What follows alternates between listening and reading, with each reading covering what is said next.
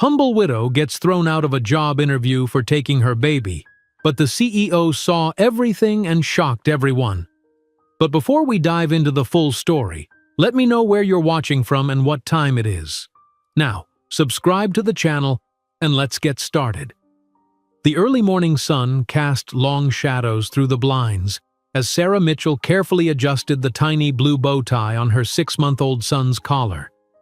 Even in the dim light of their small studio apartment, she could see that Ethan's eyes held the same warm chocolate brown as his father's. It had been 11 months since the accident that took David away forever, leaving her to raise their son alone. 11 months of grief, of struggling to make ends meet, of learning to be both mother and father to a child who would never know the man who had been so excited to meet him. "Today's a big day for us, little man," Sarah whispered, her fingers trembling slightly as she smoothed down the second-hand baby suit she'd found at the thrift store. It wasn't perfect. There was a nearly invisible stain on one sleeve, but it was the best she could do. "Mommy has an interview at Westfield Industries. It's a really good job with benefits and everything." Ethan gurgled in response, his tiny hands reaching for her face. Sarah smiled, despite the knot of anxiety in her stomach. The babysitter had called an hour ago with a fever, and Sarah had spent 30 frantic minutes calling everyone she knew, trying to find someone, anyone, who could watch Ethan during her interview. But there was no one. Her parents lived 3 states away, and she'd moved to the city with David just before the accident, leaving her without the support network she desperately needed. She had considered canceling the interview, but the rent was due in a week, and her savings had dwindled to almost nothing. This job as an executive assistant at Westfield Industries was her best hope. The salary was nearly twice what she'd been making at her previous position, and it came with health insurance that would cover Ethan. She couldn't afford to miss this opportunity. "It'll be okay," she told herself as much as Ethan. "You'll be quiet and good during Mommy's interview, won't you? And then we'll get this job and things will start getting better." Sarah packed the diaper bag with military precision. Diapers, wipes, bottles, formula, extra clothes, pacifiers, and Ethan's favorite stuffed elephant that could sometimes work miracles in quieting him. She'd prepared everything the night before, laying out her only interview-appropriate outfit, a navy blue skirt suit that had once fit perfectly, but now hung a little loose on her frame. Grief and single parenthood had whittled away at her, both physically and emotionally. The bus ride downtown was tense. Sarah held Ethan on her lap, his diaper bag and her worn purse crowded beside her. Each stop brought a silent prayer that he wouldn't start crying, that the elderly woman across from them giving disapproving looks wouldn't say anything. Sarah knew what people thought, that she was irresponsible, that she shouldn't be taking a baby to a job interview. But they didn't understand. They couldn't. Westfield Industries occupied a gleaming glass skyscraper in the heart of the business district. Sarah stood at the entrance, looking up at the towering structure, feeling smaller and more insignificant with each passing second. The security guard at the front desk gave her an odd look as she approached. Ethan balanced on her hip. "I have an interview with Human Resources at 9:30, she explained, her voice steadier than she felt. "Sarah Mitchell." The guard checked his computer, then handed her a visitor's badge. "18th floor, he said, his eyes lingering on Ethan. The elevator ride seemed endless. Sarah used the time to whisper to Ethan, pleading with him to be good, to stay quiet, to help Mommy get this job they so desperately needed. When the doors opened on the 18th floor, she stepped into a reception area that screamed corporate success. All sleek lines, modern art, and floor-to-ceiling windows offering spectacular views of the city. The receptionist, a perfectly coiffed woman in her mid-40s, looked up from her computer and did a double-take at the sight of Sarah and Ethan. "Good morning," Sarah said, summoning a confidence she didn't feel. "I'm Sarah Mitchell. I have an interview for the executive assistant position at 9:30. The receptionist, her nameplate read Margaret, frowned slightly. "You brought a baby to your interview?" The way she said it made it sound like Sarah had brought a live grenade into the office. Sarah swallowed hard. My babysitter canceled last minute. I had no other options. He's very well behaved, and I have everything he needs." She patted the diaper bag. "He shouldn't be any trouble." Margaret looked unconvinced, but picked up her phone. "Ms. Reynolds, your 9:30 is here." A pause. "Yes, and she's brought a child with her." Another pause. "I understand. I'll tell her." Hanging up, Margaret gave Sarah a tight smile that didn't reach her eyes. "Ms. Reynolds will be with you shortly. Please have a seat." Sarah settled into one of the sleek, uncomfortable chairs in the waiting area, positioning Ethan on her lap. He was wide-eyed, taking in the unfamiliar surroundings. "Please be good," she whispered into his downy hair. "Please, Ethan, Mommy needs this job." 5 minutes later, a door opened, and a tall, immaculately dressed woman with a severe blonde bob emerged. Her expression was cool and assessing as she approached. "Ms. Mitchell, I'm Victoria Reynolds, head of human resources."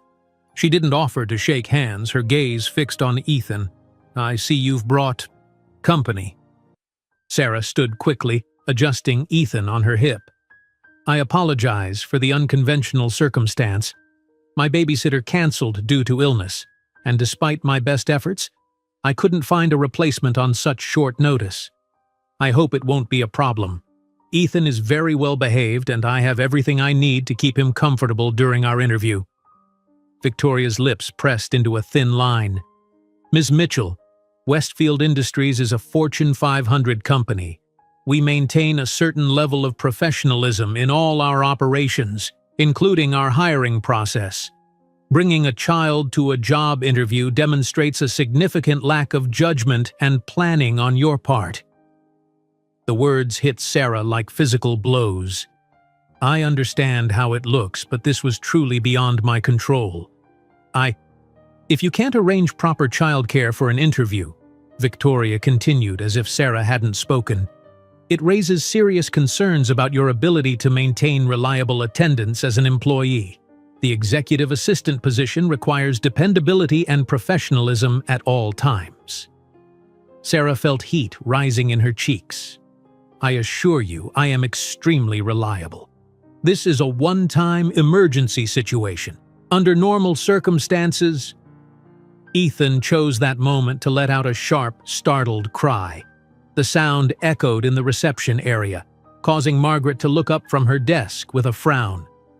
Sarah quickly reached into the diaper bag for his pacifier, but in her nervousness, she fumbled, and the bag tipped over, spilling its contents across the polished floor.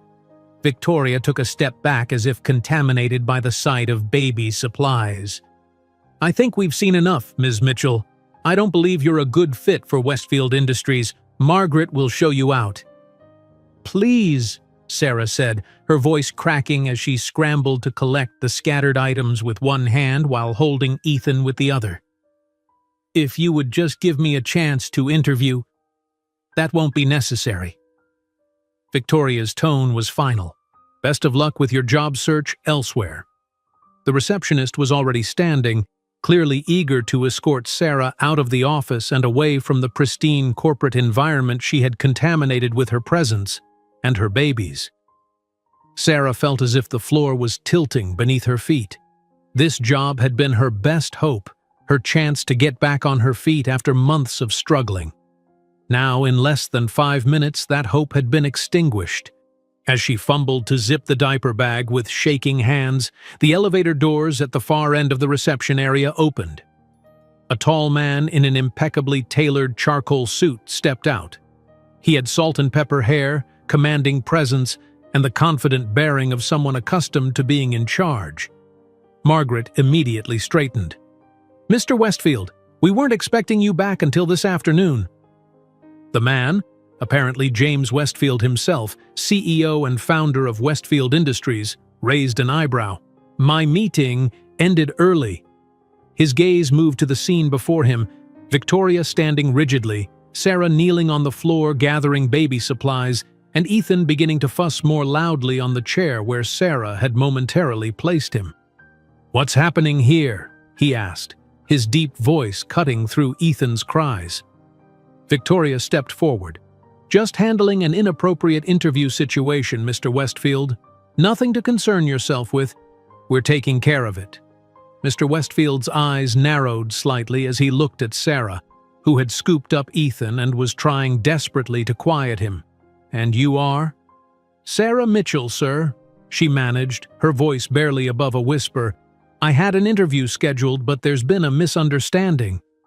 "She brought an infant to a job interview," Victoria explained, disapproval dripping from every word. "I was just explaining that this demonstrates a lack of professionalism that doesn't align with Westfield's standards." James Westfield's expression was unreadable as he studied Sarah and the now whimpering Ethan. The silence stretched for what felt like an eternity. "Ms. Reynolds," he finally said, his voice measured, "I'd like to speak with Ms. Mitchell in my office. Immediately." Victoria's carefully composed expression slipped for a moment, revealing surprise. "But sir, the quarterly reports—" "Can wait," he finished firmly. He turned to Sarah. "Please follow me, Ms. Mitchell." Sarah stood frozen, uncertain if she had heard correctly. Victoria looked equally stunned. "Sir," Victoria tried again, "I really don't think—" "Thank you, Victoria, that will be all." The dismissal was polite but left no room for argument. Mr. Westfield was already walking toward a different hallway than the one Victoria had emerged from. After a moment of hesitation, Sarah hurried to follow him, clutching Ethan to her chest, the overstuffed diaper bag banging awkwardly against her hip. She could feel Victoria's and Margaret's eyes boring into her back as she disappeared down the hallway with the CEO of Westfield Industries. What had just happened? And more importantly, what was about to happen? James Westfield's office was every bit as impressive as Sarah had imagined, with floor-to-ceiling windows offering a panoramic view of the city skyline. The room was spacious yet tastefully appointed, modern art on the walls, a large mahogany desk, and sleek furnishings that suggested power without being ostentatious. Sarah stood awkwardly just inside the doorway, painfully aware of how out of place she and Ethan were in this environment. "Please sit down," Mr. Westfield said, gesturing to a plush chair across from his desk.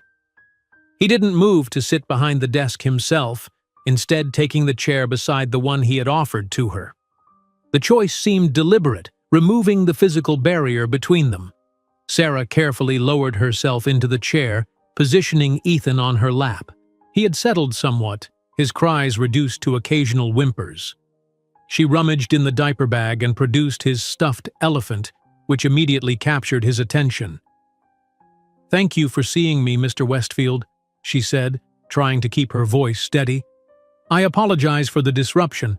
I understand that bringing a baby to an interview is unprofessional, but I truly had no other options today." James Westfield studied her for a moment, his expression thoughtful rather than judgmental. Up close, Sarah noticed details she had missed in the reception area, the fine lines around his eyes that suggested he smiled often, the warmth in his gaze that contradicted his imposing presence. "Tell me, Ms. Mitchell, what happened with your childcare arrangements?" His question was straightforward, without a hint of condescension. Sarah took a deep breath. "My regular babysitter called in sick this morning. She has a fever. I spent over an hour trying to find someone else, but it was too last minute. My parents live out of state, and—" She hesitated, then decided honesty was her only option. "I moved here with my husband less than 2 years ago, and after he passed away last year, I've struggled to build a support network. There was simply no one else I could call."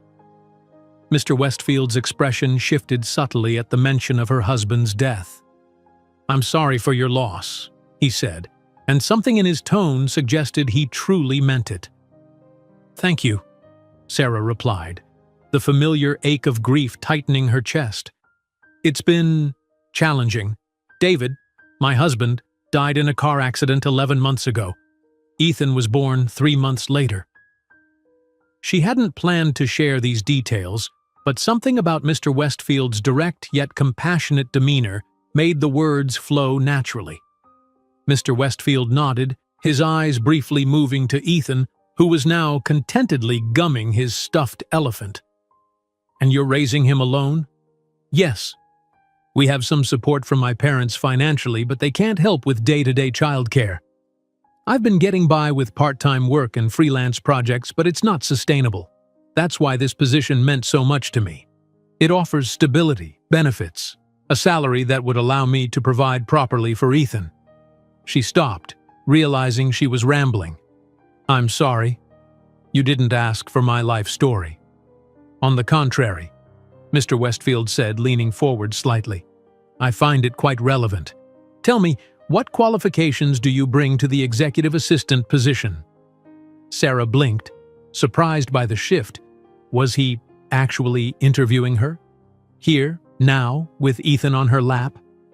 I have 5 years of experience as an executive assistant at Lambert Financial in Boston, she began, slipping into the response she had rehearsed. I managed the calendar and correspondence for 3 senior executives, coordinated international travel arrangements, prepared reports and presentations, and served as the primary point of contact for key clients and partners. She continued outlining her experience and skills, growing more confident as she spoke about her professional capabilities. Throughout her recitation, Mr. Westfield listened attentively, occasionally nodding or asking clarifying questions. It was the most unusual interview setting she could have imagined, but somehow it felt more genuine than any formal interview she'd experienced before. When she finished, Mr. Westfield was quiet for a moment, as if processing everything she had shared. That's quite impressive, he said finally. Your resume mentioned you graduated with honors from Northeastern University? Yes, with a double major in business administration and communications. And you speak French and Spanish? French fluently, Spanish conversationally, Sarah confirmed, surprised that he had apparently reviewed her resume personally. Mr. Westfield nodded, then surprised her with his next question. What do you know about Westfield Industries, Ms. Mitchell? Sarah shifted Ethan to her other knee, grateful that he was being remarkably well-behaved. Westfield Industries is a leader in sustainable building technologies, founded by you 20 years ago. The company has pioneered several breakthrough innovations in energy-efficient materials and smart building systems. Your company motto is Building a Greener Tomorrow, and you've been recognized for your commitment to environmental responsibility and ethical business practices. She paused, then added, I was particularly impressed by your urban renewal initiative, providing affordable green housing in underserved communities. It suggests a company that values social responsibility alongside profit. Something flickered in Mr. Westfield's eyes, approval, perhaps, or interest. Most candidates mention our financial success or market position. Few comment on our community initiatives. Those initiatives speak to the company's values, Sarah said. And in my experience, a company's values determine the kind of environment it creates for its employees. Mr. Westfield nodded slowly. A perceptive observation. He glanced at his watch, then back at Sarah. I have a meeting in 10 minutes, so I'll be direct. Victoria Reynolds is an excellent HR director in many ways, but in this instance, I disagree with her assessment. Sarah held her breath, not daring to hope. Bringing a child to an interview is unconventional, yes, but the circumstances you described represent exactly the kind of challenge working parents face every day. Your solution, showing up prepared with everything your son needs, demonstrates resourcefulness and determination, qualities I value highly. He stood and moved behind his desk, pressing a button on his phone. Margaret, please ask Ms. Reynolds to join us. Releasing the button, he turned back to Sarah. I believe you're well qualified for the position, Ms. Mitchell. However, there's one more person who should have input on this decision. Before Sarah could respond, there was a knock at the door, and Victoria Reynolds entered. Her expression was carefully neutral, but Sarah could sense the tension in her posture. You wanted to see me, Mr. Westfield? Yes, Victoria. I've just had a very enlightening conversation with Ms. Mitchell about her qualifications and experience. His tone was pleasant but firm. I believe she would be an excellent fit for the executive assistant position. Victoria's composure slipped for just a moment, her eyes widening in surprise. Sir, with all due respect, I'm concerned about the judgment demonstrated by bringing a child to a professional interview. Additionally, as a single mother, Ms. Mitchell may face reliability issues. Mr. Westfield held up a hand, stopping her mid-sentence. Victoria, do you remember when your daughter Sophia had pneumonia 2 years ago? Victoria stiffened. Yes, of course. You worked from home for 2 weeks to care for her. During that time, you managed to coordinate the Thompson merger negotiations and finalize the quarterly reports, all while looking after a sick child. That was different, Victoria said, but her voice lacked conviction. Was it? Mr. Westfield asked mildly. You faced an unexpected family situation and found a way to fulfill your responsibilities despite the challenge. You demonstrated exactly the kind of resourcefulness Ms. Mitchell showed today. Victoria fell silent, her expression conflicted. Mr. Westfield continued, his tone softening slightly. We pride ourselves on being a family-friendly company, Victoria. It's in our mission statement and our policies. Yet Ms. Mitchell was made to feel that her status as a mother disqualified her from consideration, regardless of her impressive qualifications. Sarah sat very still, hardly breathing, Ethan quiet in her arms as if sensing the importance of the moment. Victoria hesitated, then straightened her shoulders. You're right, Mr. Westfield. I reacted based on appearances rather than substance. She turned to Sarah. Ms. Mitchell, I apologize for my hasty judgment. Thank you, Sarah said quietly, still not entirely sure what was happening. Mr. Westfield smiled, the expression transforming his face. Excellent. Now, Victoria, I'd like you to reconsider Ms. Mitchell's application with the attention it deserves. Her resume is impressive, and I believe she could be a valuable addition to our team. Of course, Victoria said, professional mask firmly back in place. I'll conduct a proper interview immediately. Actually, Mr. Westfield said, checking his watch again, I have a better idea. I need to attend the development team meeting, and I could use an extra pair of eyes and ears. Ms. Mitchell, would you be willing to attend as part of your interview process? It would give you insight into our operations and me a chance to see how you observe and process information. Sarah was momentarily speechless. Yes, absolutely, but... She glanced down at Ethan. Victoria can look after your son during the meeting, Mr. Westfield said, as if it were the most natural suggestion in the world. Now it was Victoria's turn to look stunned. Sir, I have the quarterly reviews to... They can wait an hour, Mr. Westfield said firmly. For a moment, Sarah thought Victoria might refuse. But then something in the HR director's expression shifted, a subtle softening around her eyes as she looked at Ethan. Of course, Victoria said, extending her arms. May I? Sarah hesitated, then carefully transferred Ethan to Victoria's arms along with the stuffed elephant. He's usually good with strangers, but if he gets fussy, there's a bottle in the side pocket of the diaper bag and... Ms. Mitchell, Victoria interrupted, a hint of a smile touching her lips as she adjusted Ethan in her arms. I raised 2 children. I believe I can manage for an hour. Right, of course. Sarah felt a strange mix of emotions, relief, hope, lingering anxiety. Mr. Westfield was already moving toward the door. Shall we, Ms. Mitchell? The development team is waiting, and they can be rather impatient when it comes to their innovations. Sarah gathered her purse, leaving the diaper bag with Victoria. As she followed Mr. Westfield out of the office, she glanced back to see Victoria already seated, speaking softly to Ethan, who was watching her with curious eyes. It was such an unexpected sight that Sarah almost stumbled. Don't worry, Mr. Westfield said as they walked down the hallway, his voice low. Victoria may seem intimidating, but she does have a softer side. Few people get to see it. Thank you, Sarah said, the words wholly inadequate for the opportunity he was giving her.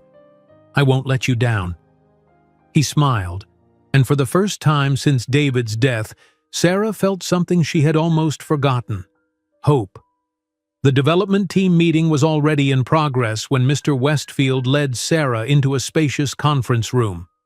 Around a large oval table sat 8 people, a mix of men and women in business casual attire, all with tablets or laptops open before them. A holographic display in the center of the table showed a rotating 3D model of what appeared to be a building structure. Conversation ceased immediately as Mr. Westfield entered, all eyes turning to him and then, with obvious curiosity, to Sarah. "Please, continue," Mr. Westfield said, gesturing for the team to carry on as he pulled out a chair for Sarah before taking his own seat at the head of the table.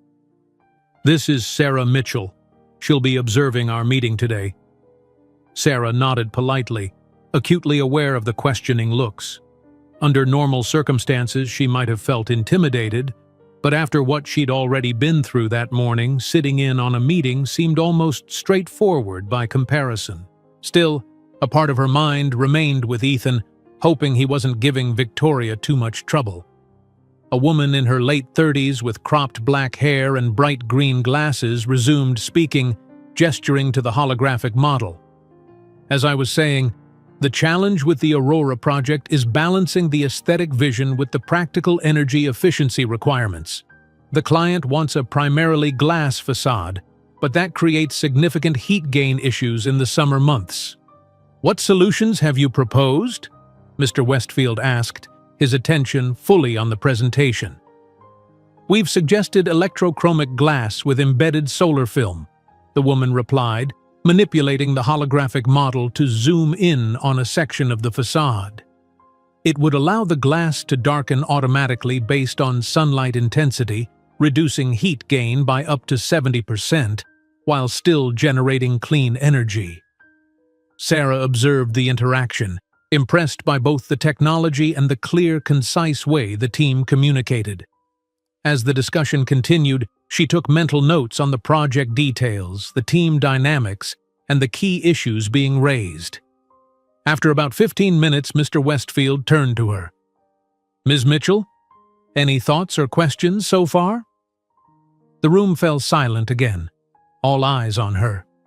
It was clearly a test, and Sarah took a moment to gather her thoughts before speaking. "I'm curious about the cost implications of the electrochromic glass solution," she said, addressing the woman who had been presenting. "Has the team run an ROI analysis comparing the higher upfront costs against long-term energy savings? That might be compelling data for the client, especially if it demonstrates both environmental and financial benefits." The presenter looked surprised, then impressed. "That's exactly what we're working on now," she confirmed. "Preliminary numbers suggest a break-even point at 7 years, with significant savings thereafter." Mr. Westfield nodded, a hint of approval in his expression. "Good question, Ms. Mitchell." The meeting continued with discussions ranging from technical specifications to project timelines.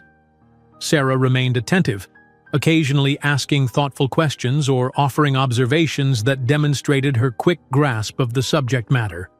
Though her background wasn't in architectural design or sustainable technology, her sharp mind and intuitive understanding of business principles allowed her to engage meaningfully with the content. About 40 minutes into the meeting, Sarah noticed Mr. Westfield checking his phone. A flicker of concern crossed his face before he composed himself and returned his attention to the presentation. A few minutes later, her own phone vibrated in her pocket. Discreetly, she checked the screen and saw a text message from an unknown number. "Ethan is getting fussy. Could use some guidance. Victoria." Sarah felt a pang of anxiety. She glanced at Mr. Westfield, who gave her a subtle nod, apparently having received the same message. "Let's take a 10-minute break," he announced to the room. "Marcus, why don't you prepare the cost projections for when we return?" As the team dispersed, Mr. Westfield approached Sarah. "It seems your son is requesting your presence," he said with a faint smile. "Shall we check on him?" "Thank you," Sarah said, relief evident in her voice. "I appreciate your understanding." They walked briskly back to Mr. Westfield's office, where they found Victoria pacing slowly, jiggling a crying Ethan in her arms. The HR director looked frazzled, her perfectly styled hair now slightly mussed, her expression a mix of frustration and helplessness. "He was fine until about 5 minutes ago," Victoria explained, carefully transferring the wailing infant to Sarah's arms. "I tried the bottle, but he refused it."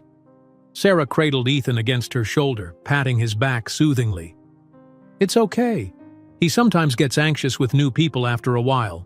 To her relief, Ethan's cries began to subside almost immediately at her familiar touch and scent. "I should check his diaper," she said, reaching for the bag. "Would you like me to step out?" "No need," Mr. Westfield said, moving toward his desk.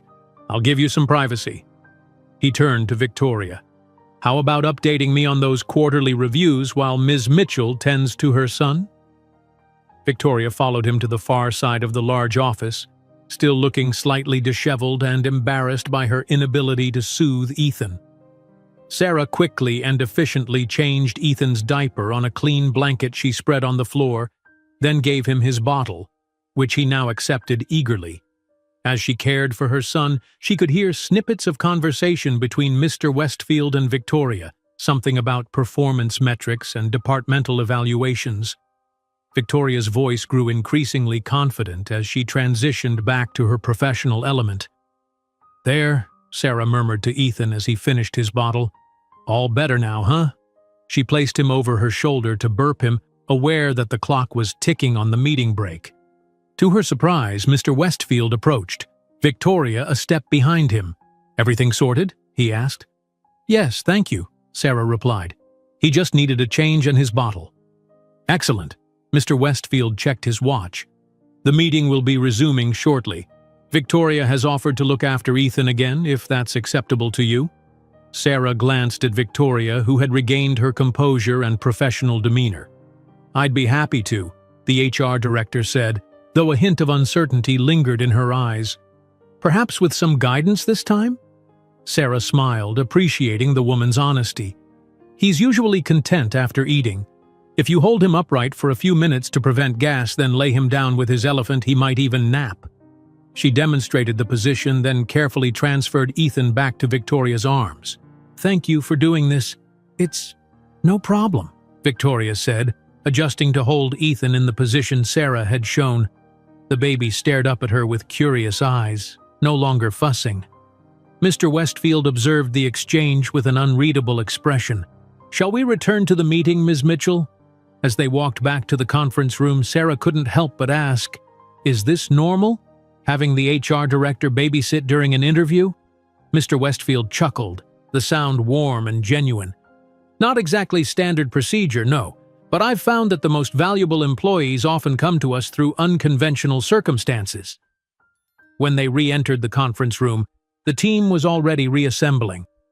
The woman with the green glasses, whose name Sarah had learned was Dr. Lydia Chen, the head of sustainable design, approached her immediately. "I was impressed by your questions earlier," she said. "Most observers don't grasp the financial implications so quickly." "Thank you," Sarah replied, pleasantly surprised by the collegial reception. "I find the whole concept fascinating, balancing innovation with practical implementation." As they took their seats, Marcus, a young man with an enthusiastic demeanor, stood to present the cost projections Sarah had inquired about. His detailed analysis confirmed her instinct. The sustainable features would indeed provide significant long-term cost benefits despite the higher initial investment. For the remainder of the meeting, Sarah continued to engage thoughtfully, demonstrating her sharp analytical skills and ability to process complex information quickly. She noticed Mr. Westfield watching her with growing interest, occasionally nodding at her contributions. When the meeting concluded, the team dispersed with several members nodding respectfully to Sarah on their way out. Dr. Chen even paused to shake her hand. "I hope we'll be seeing more of you," she said with a smile. Once the room had cleared except for Mr. Westfield and Sarah, he turned to her with an appraising look. "Well, Ms. Mitchell, you've now experienced a small slice of what we do here. What did you think?" "I'm impressed," Sarah answered honestly. "Not just with the innovative technology, but with how the team collaborates. There's a real sense of shared purpose and respect for different perspectives." And they were equally impressed with you, Mr. Westfield noted, particularly Dr. Chen, who doesn't offer praise lightly. Sarah felt a flush of pride at his words. For the first time in months, she felt valued for her professional abilities, not pitied for her personal circumstances or judged for her responsibilities as a mother. "Thank you for the opportunity," she said. "It was enlightening." "Indeed it was," Mr. Westfield agreed, standing. "Shall we check on your son? And then, if you're amenable, I'd like to continue our discussion about your potential role at Westfield Industries." Sarah's heart leaped, but she kept her expression composed. "I'd like that very much." They found Victoria seated at Mr. Westfield's desk, quietly typing one-handed on her tablet while Ethan slept peacefully in the crook of her other arm. She looked up when they entered, an expression of mild surprise on her face. "He fell asleep after about 5 minutes," she whispered. "I didn't want to disturb him by putting him down." The sight of the formidable HR director cradling her sleeping son with such care brought an unexpected lump to Sarah's throat. "Thank you for looking after him," she said softly. Victoria carefully transferred Ethan to Sarah's arms. The baby stirred slightly but didn't wake, his tiny fingers curled against his cheek. "He's quite sweet when he's not crying," Victoria admitted, a ghost of a smile touching her lips. Mr. Westfield cleared his throat. "Victoria, would you please prepare an offer package for Ms. Mitchell? I believe the executive assistant position we discussed last week would be a perfect fit." Victoria's eyebrows rose slightly, but she nodded. "The one with flexible hours and the remote work option on Fridays?" "Precisely," Mr. Westfield confirmed. "And please include information about our on-site daycare facility." Sarah stared at him, certain she had misheard. "On-site daycare?" "Yes, it's on the 3rd floor," Victoria explained, her professional demeanor fully restored. "Available to all employees at subsidized rates. It's quite an excellent program. Both my children attended when they were younger." I had no idea," Sarah stammered, the implications of such a benefit almost too much to process. Daycare for Ethan would solve so many problems, eliminate so many logistical nightmares. "It's not widely advertised outside the company," Mr. Westfield said. "We find it helps us retain valuable employees who might otherwise leave the workforce during their children's early years. A short-sighted loss of talent that too many companies accept as inevitable." He gestured to the comfortable chairs where they had sat earlier. "Now, shall we discuss the details while Victoria prepares the paperwork? I believe you'll find our offer quite competitive." Sarah carefully sat down, cradling her sleeping son, a sense of unreality washing over her. Just hours ago, she had been nearly escorted out of the building, her hopes for financial stability crumbling around her. Now she was being offered not just a job, but one with benefits that seemed tailored to her specific needs. As Mr. Westfield began outlining the position's responsibilities and compensation, Sarah listened attentively, her mind racing with possibilities. For the first time since David's death, the future didn't look like an endless struggle. There was light ahead, a path forward for her and Ethan, and it had all begun with the worst job interview of her life. 1 month later, Sarah sat at her desk outside Mr. Westfield's office, efficiently prioritizing emails while on a conference call with the Tokyo office. Ethan was downstairs in the company daycare center, where the caregivers had already grown fond of his sunny disposition and infectious giggle. The transition had been smoother than she could have possibly hoped. "Yes, Mr. Tanaka," she said into her headset, "Mr. Westfield is very much looking forward to the presentation on the 15th. I'll send the conference room details and technical requirements by the end of the day." She made a note on her tablet as she listened to the response. "Perfect. Thank you for your time." As she ended the call, Victoria Reynolds emerged from the elevator, a stack of folders in her arms. In the weeks since Sarah had started working at Westfield Industries, she and Victoria had developed a cautiously cordial relationship. The initial awkwardness had gradually given way to professional respect, though Sarah sometimes caught Victoria watching her with an inscrutable expression, as if still trying to reconcile her first impression with the competent assistant Sarah had proven to be. "Good morning, Victoria," Sarah greeted her. "Mr. Westfield is on a call with the legal team, but he should be available in about 15 minutes. "That's fine," Victoria replied, setting the folders on the edge of Sarah's desk. "These are the candidates for the Sustainability Director position. He wanted to review them before the interviews next week." "I'll make sure he sees them," Sarah promised, adding the task to her meticulously organized digital schedule. Victoria lingered, which was unusual. Typically, she delivered what she needed to and moved on efficiently, her time too valuable to spend on small talk. Sarah looked up questioningly. "How is Ethan adjusting to the daycare?" Victoria asked, her tone carefully neutral. Sarah smiled, pleasantly surprised by the inquiry. "Very well, thank you, Ms. Jenkins says he's one of the most sociable babies in the infant room. He seems to enjoy the interaction with other children." "That's good." Victoria nodded, a hint of softness briefly crossing her features. "My daughter Sophia was the same way. Never met a stranger she didn't want to befriend. My son, on the other hand, would cry if anyone but me or his father came near him for the first year." It was the most personal information Victoria had ever volunteered, and Sarah recognized it as the small olive branch it was.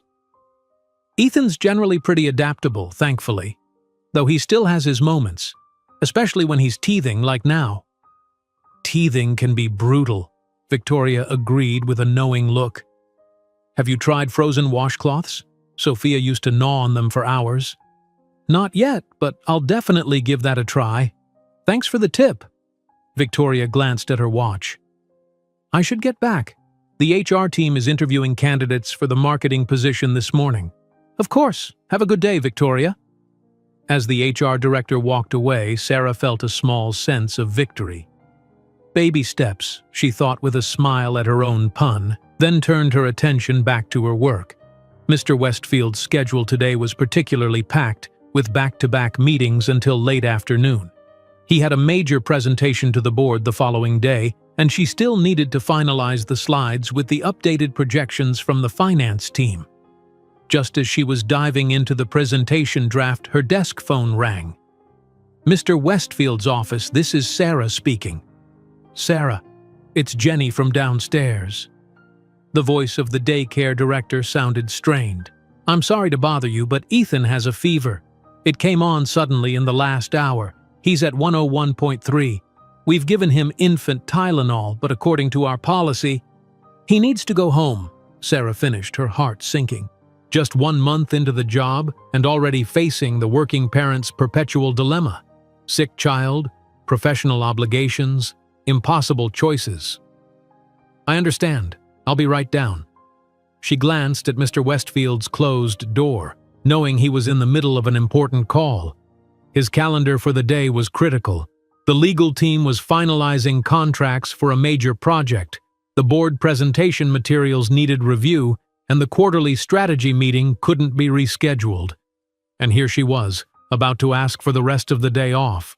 So much for making a good impression.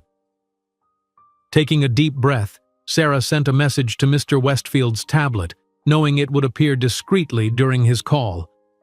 "Ethan is running a fever at daycare. Need to take him home. We'll arrange coverage for remainder of day. So sorry for the inconvenience."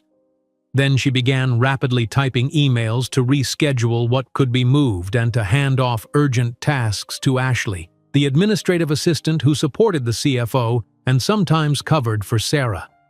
She attached the board presentation draft with detailed notes on what still needed completion. Just as she was finishing, Mr. Westfield's door opened. He emerged, looking concerned. "Is Ethan all right?" he asked without preamble. "Just a fever," Sarah assured him, gathering her things. "Probably teething or a minor bug, but daycare policy requires he go home, which I completely understand. I've rescheduled your 2 p.m. with marketing to tomorrow morning, and Ashley can sit in on the legal team wrap-up. The board presentation draft is nearly complete. I've sent you the current version with notes on what's still needed. I'm so sorry about this." Mr. Westfield waved away her apology. "Children get sick, Sarah. It's an unavoidable fact of life." He glanced at his watch. "Do you have someone who can look after Ethan this afternoon?" Sarah hesitated. The truth was she didn't. Her neighbor, who sometimes helped out, was at work, and the babysitter she'd recently found wasn't available on short notice. "I'm working on it," she said, not wanting to admit the full extent of her predicament. "I'll coordinate remotely with Ashley to ensure everything is covered." Mr. Westfield studied her face for a moment, seemingly seeing through her attempt at professional composure. "Take my driver," he said decisively. "He'll get you and Ethan home safely and quickly. Then both of you get some rest. But the board presentation can be finalized remotely if you feel up to it. But your son comes first, Sarah. Always." The gentle firmness in his voice left no room for argument. "We'll manage. That's what teams are for." The knot of anxiety in Sarah's chest loosened slightly. "Thank you. I really appreciate your understanding." 20 minutes later, Sarah was in the back of Mr. Westfield's sleek company car, a fussy Ethan strapped into the car seat the driver had somehow produced upon request. The baby's cheeks were flushed with fever, his usual cheerful demeanor replaced by clingy irritability. "It's okay, sweetheart," Sarah murmured, stroking his hot forehead. "We're going home now. Mommy's got you." As the driver navigated through midday traffic, Sarah's mind raced with calculations. Ethan would need to stay home tomorrow too, given the daycare's 24-hour fever-free policy. She could work remotely, but the board presentation. Mr. Westfield needed her there to manage the technical aspects and take notes on the board members' feedback. By the time they reached her apartment building, Sarah had formulated a plan. She'd work from home while Ethan napped, finish the presentation tonight and find someone, anyone, who could watch him for the 3 hours she'd need to be at the office tomorrow morning. The driver helped her up to her apartment, carrying the diaper bag and Ethan's daycare supplies while Sarah held her feverish son. "Thank you so much," she said as he set the bags down in her small living room. "No problem, ma'am. Mr. Westfield said to tell you he'll call to check on the little one later." After the driver left, Sarah gave Ethan another dose of fever reducer and settled him against her chest in the rocking chair, his favorite place when he wasn't feeling well. As she gently rocked, her phone buzzed with an incoming email. One-handed, she checked it, expecting instructions from Mr. Westfield about the presentation. Instead, it was from Victoria Reynolds. "Sarah, I heard about Ethan's fever. If you need assistance with childcare tomorrow for the board presentation, I could step in. My meetings are in the afternoon, and I have experience with feverish babies, as we discussed. Let me know. Victoria." Sarah stared at the message in disbelief. Victoria Reynolds, the same woman who had nearly thrown her out of the building for bringing Ethan to an interview, was now offering to babysit him. The irony was almost too much, but the offer seemed genuine and it would solve her most pressing problem. After a moment's hesitation, Sarah typed a response. "Victoria, thank you for your incredibly kind offer. I was indeed concerned about tomorrow's presentation. If you're certain it wouldn't be an imposition, I would be extremely grateful for your help for a few hours in the morning. Ethan is generally quite easy when he's not feeling well. He mostly wants to be held and to sleep. Sarah." The response came faster than she expected. "It's no imposition. I'll come to your place at 8:30 a.m. Send me your address and any specific instructions and try the frozen washcloth trick. Victoria." As Sarah gazed down at Ethan, who had finally dozed off against her chest, she marveled at how dramatically her life had changed in just 1 month. Not just professionally, but in the support system that was gradually forming around her. People she hadn't even known 5 weeks ago were now stepping up to help her in ways her old colleagues never had. Mr. Westfield called that evening as promised. By then, Ethan's fever had dropped to a more manageable 100.1, and he was sleeping peacefully in his crib. Sarah had made significant progress on the board presentation, working from her small kitchen table. "How is he?" Mr. Westfield asked, genuine concern in his voice. "Better, thank you," Sarah replied. "The fever's coming down and he's sleeping now." "Good, good. And how are you holding up?" The question caught her off guard. Most bosses would have immediately pivoted to work matters. "I'm fine," she said automatically, then added more honestly, "A bit tired, but managing. The presentation is coming along well. I've incorporated the latest financial projections and I'm just polishing the executive summary." "I'm not calling about the presentation, Sarah," Mr. Westfield said gently. "I'm calling because a member of my team has a sick child, and I want to make sure you both have what you need." Sarah felt a rush of gratitude so intense it brought tears to her eyes. "We're okay," she said, her voice slightly husky. "Better than okay, actually. Victoria has offered to watch Ethan during tomorrow's presentation, which was incredibly kind of her." "Victoria?" Mr. Westfield sounded genuinely surprised. "Victoria Reynolds?" "The very same," Sarah confirmed with a small laugh. "It seems I've made some progress with her since that first day." "So it would appear," he agreed, amusement coloring his tone. "Well, that's excellent. But remember, if Ethan takes a turn for the worse, the presentation can wait. We have contingency plans for everything." "I appreciate that truly." After they hung up, Sarah stood in the middle of her small apartment, looking around at the modest space that had felt so bleak just a month ago. Nothing physical had changed. It was still the same cramped studio with second-hand furniture and walls that needed fresh paint. But something fundamental had shifted. The crushing sense of isolation, of being solely responsible for keeping herself and Ethan afloat with no safety net, had begun to ease. For the first time since David's death, Sarah felt like she wasn't completely alone, and that, perhaps, was the most unexpected gift of all. At precisely 8:30 the next morning, there was a knock at Sarah's door. She opened it to find Victoria Reynolds standing in the hallway, looking remarkably different from her usual corporate self. The HR director wore jeans and a casual sweater instead of her typical tailored suit. Her hair was pulled back in a simple ponytail and she carried a large tote bag over one shoulder.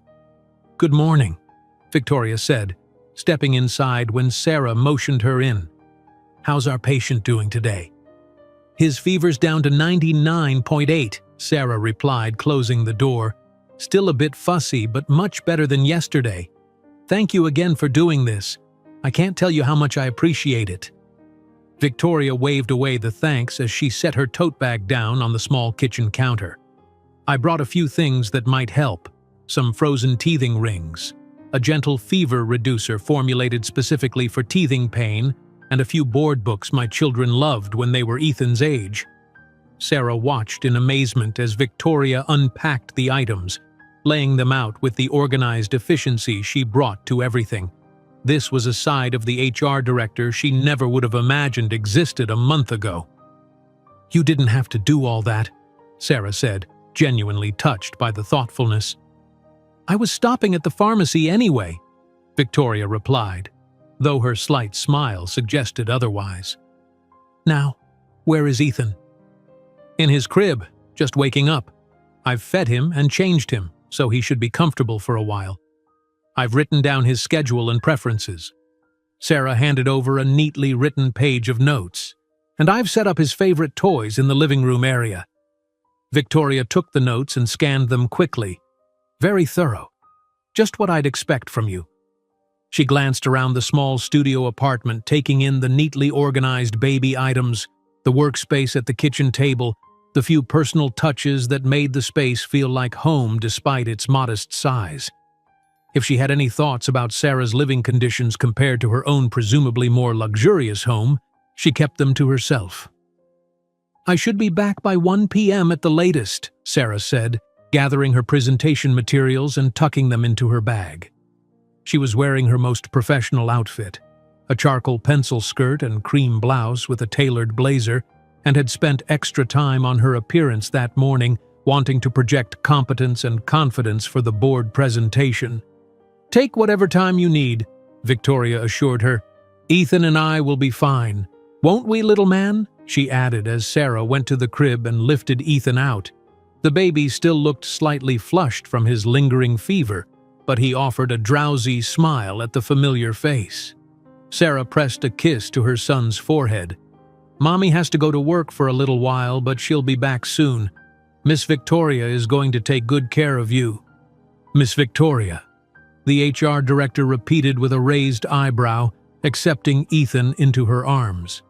"I don't think anyone has called me Miss Victoria in about 20 years. "Sorry, force of habit from talking to him about his daycare teachers," Sarah apologized, picking up her bag. "He knows who Miss Jenny and Miss Paula are, so—" "It's fine," Victoria said, settling Ethan comfortably against her shoulder. "Actually, it's rather nice. Makes me feel less like the corporate dragon lady." Sarah paused, surprised by the unexpected moment of self-awareness from Victoria. "You're not a dragon lady," she said carefully. "Just very good at your job." Victoria's lips quirked in a half-smile. "Diplomatic as always. Go on, get to the office. You don't want to be late for the board." With a final kiss for Ethan and a grateful smile for Victoria, Sarah headed out, her mind already shifting to the presentation ahead. The drive to Westfield Industries gave her time to review her mental notes and prepare for the technical aspects she'd be managing during Mr. Westfield's presentation. When she arrived at the office, she found Mr. Westfield in the conference room reviewing his speaking points. "Good morning," he greeted her. "How's Ethan today?" "Much better, thank you," Sarah replied, setting up her laptop and connecting it to the presentation system. "His fever is almost gone." "Excellent news. And Victoria is with him now?"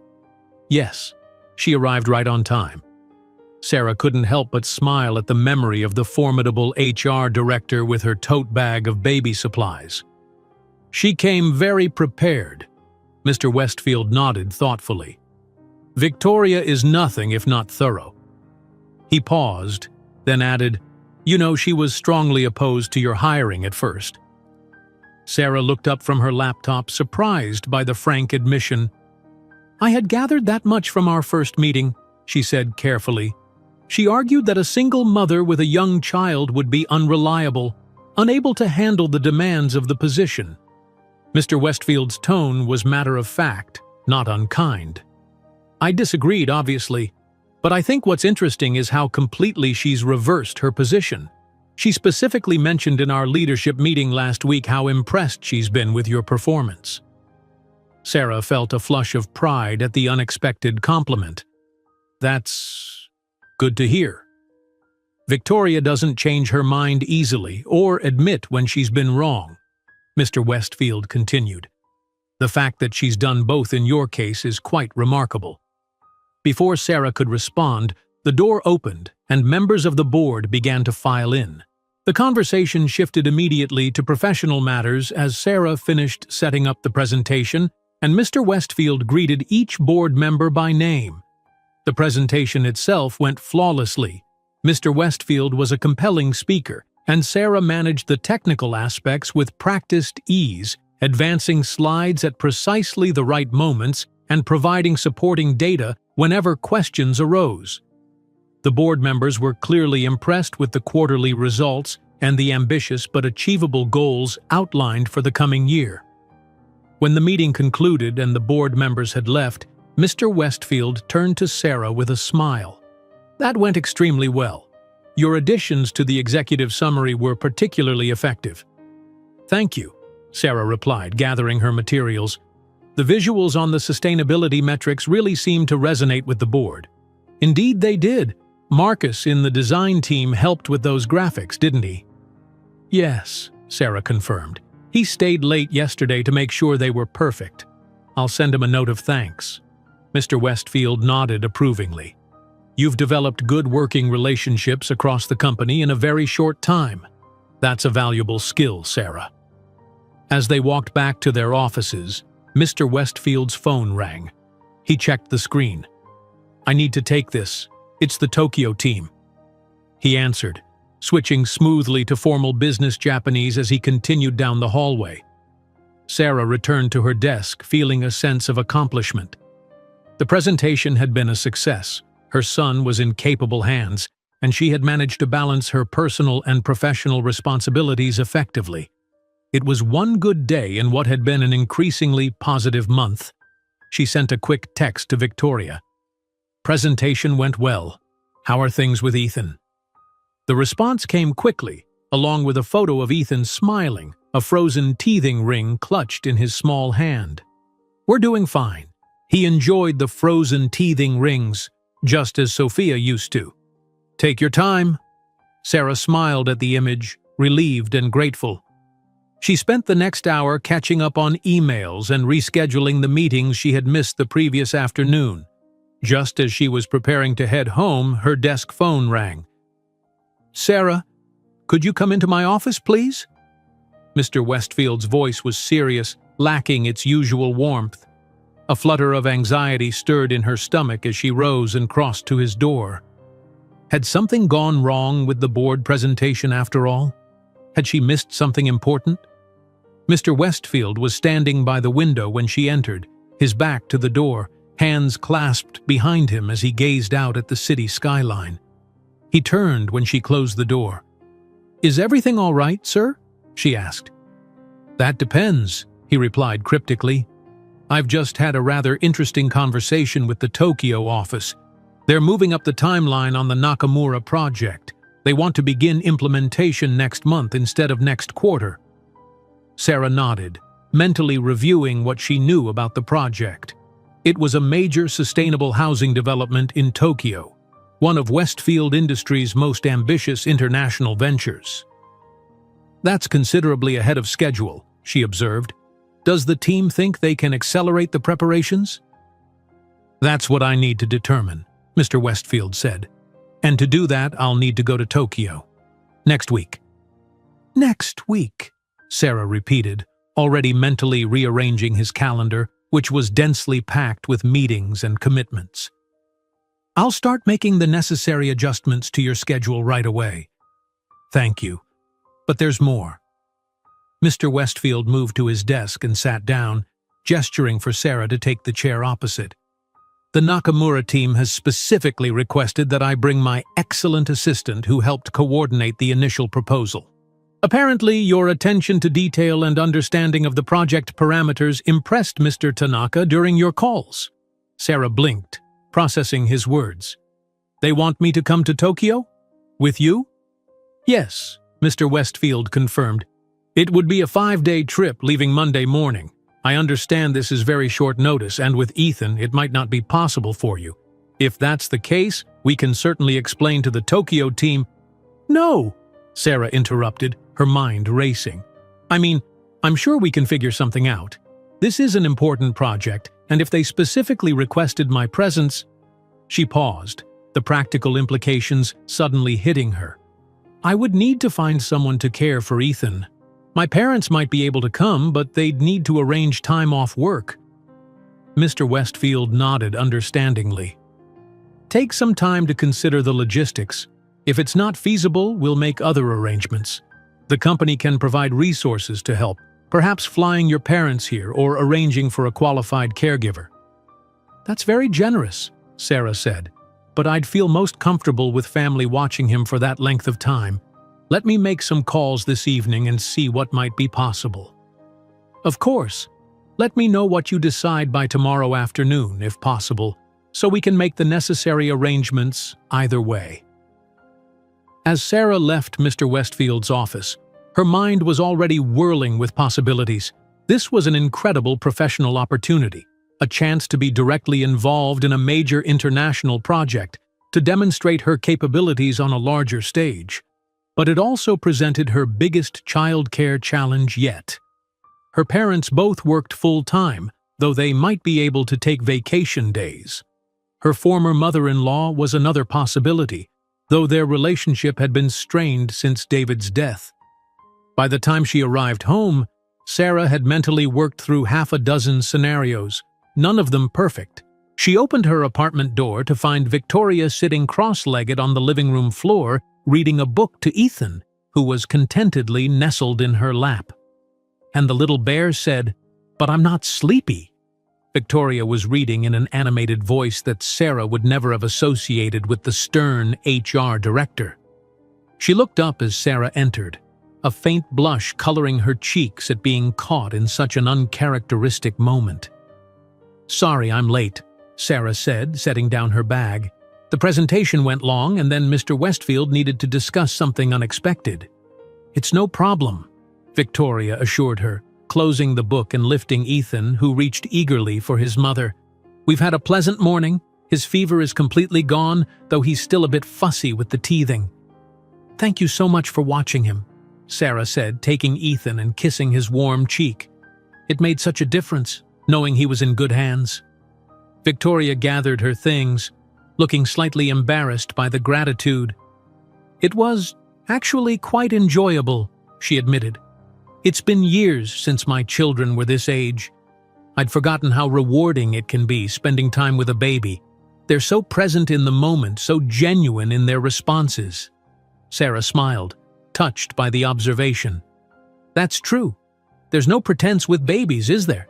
No office politics or hidden agendas?" "Exactly," Victoria agreed, shouldering her tote bag. "Well, I should get back to the office. I have interviews scheduled this afternoon." As she showed Victoria out, Sarah couldn't help but marvel again at the unexpected ways her life had changed. The woman who had nearly ejected her from the building a month ago had spent the morning reading picture books to her son. By Friday morning, Sarah had nearly given up on finding a childcare solution for the Tokyo trip. Her parents couldn't take the week off work on such short notice, and her former mother-in-law had a previously scheduled cruise that couldn't be changed. She'd called every friend and acquaintance who might possibly be able to help, but a 5-day commitment was simply too much to ask of most people. She sat at her desk outside Mr. Westfield's office, preparing to inform him that she wouldn't be able to make the trip after all. The disappointment was like a physical weight in her chest. It was a familiar feeling. Opportunities missed because of her responsibilities as a single parent. Before Westfield Industries, she'd grown accustomed to such disappointments, but this one stung particularly sharply because of how much she'd come to value her role in the company. "You look troubled," Mr. Westfield observed, emerging from his office with a stack of signed contracts. "Is everything all right?" Sarah straightened in her chair, professional mask firmly in place. "Everything's fine. I was actually hoping to speak with you about the Tokyo trip. I've been trying to arrange care for Ethan, but it's proving more challenging than I anticipated. My parents can't take time off work on such short notice, and I may have a solution," Victoria's voice interrupted from the elevator bank. The HR director approached Sarah's desk, her usual brisk stride and impeccable attire restored after the casual appearance of the previous day. "If you're open to it, of course." Sarah looked between Victoria and Mr. Westfield, confused. "A solution?" "Mr. Westfield mentioned your childcare dilemma for the Tokyo trip," Victoria explained, "and it occurred to me that I might be able to help. I have accumulated quite a bit of personal leave time that I rarely use. I could take next week off to care for Ethan while you're away." Sarah stared at Victoria, certain she had misheard. "You want to take a week of vacation time to babysit my son? Is that so hard to believe?" Victoria asked, a hint of defensive stiffness returning to her posture. "Frankly, yes," Sarah admitted with a small laugh of disbelief. "A month ago, you nearly threw me out of the building for bringing him to an interview." The corner of Victoria's mouth twitched in what might have been amusement. "A month ago, I had not spent time with Ethan, nor had I witnessed your exceptional work ethic and commitment to this company. Perspectives change, Sarah. Mine certainly has." Mr. Westfield was watching the exchange with quiet interest, his expression revealing nothing. Sarah took a moment to consider Victoria's offer, trying to process the radical shift it represented. "That's incredibly generous of you," she said finally, "but I couldn't possibly ask you to use your vacation time." "You didn't ask, I offered," Victoria pointed out. "And to be perfectly honest, I have over 8 weeks of accumulated leave that HR policy requires me to use some of before the end of the fiscal year. I was planning to take time off soon anyway." Still, Sarah hesitated. Taking care of an 8-month-old for 5 days is a significant commitment. He can be quite demanding, especially now that he's teething. I raised 2 children of my own, Victoria reminded her.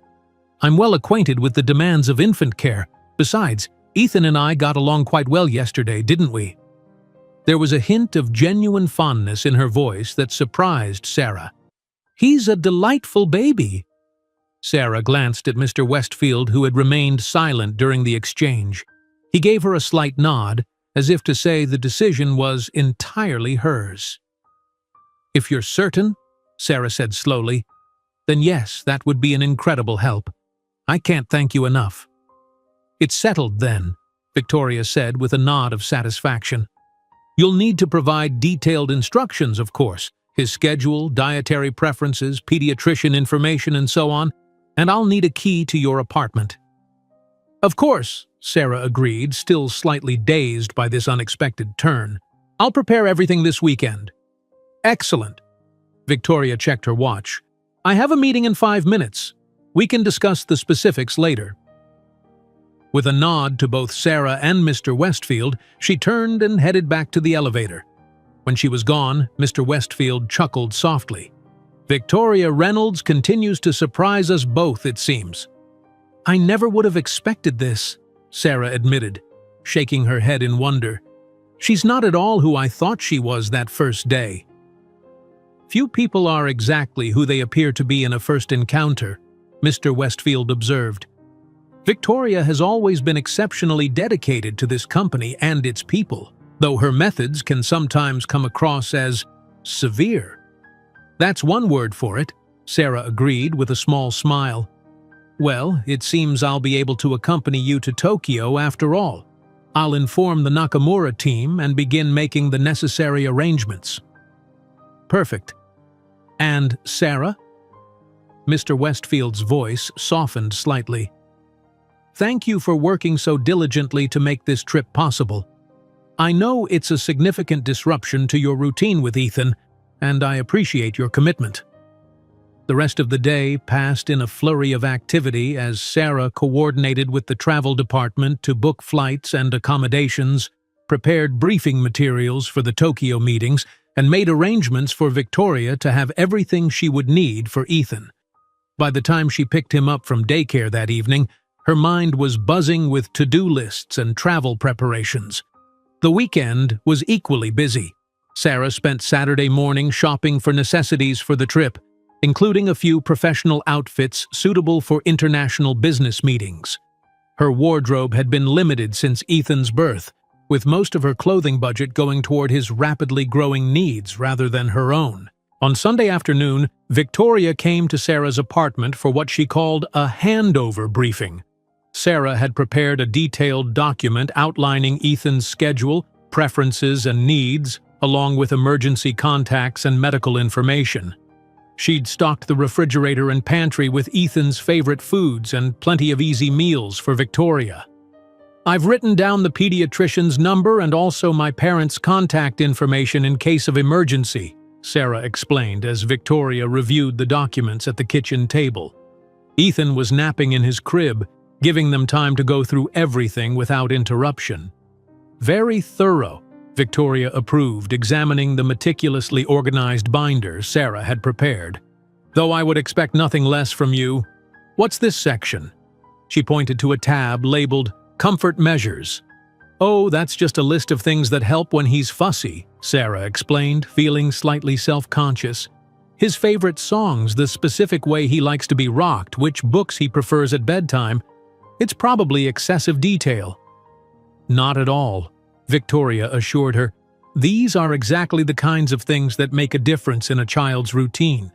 When my son was Ethan's age, he would only fall asleep if I hummed Moon River while walking in a precise figure-8 pattern around his room. Children are creatures of habit. Sarah smiled, relieved that Victoria didn't find her detailed instructions overbearing. Ethan is fortunately a bit more flexible, but he definitely has his preferences. They continued reviewing the care instructions until Ethan woke from his nap. The baby's face lit up with recognition when he saw Victoria, much to Sarah's surprise and relief. "Hello there, young man." Victoria greeted him with unexpected warmth. "Are you ready for our adventure this week?" While Ethan played on his activity mat, the two women finalized the logistics.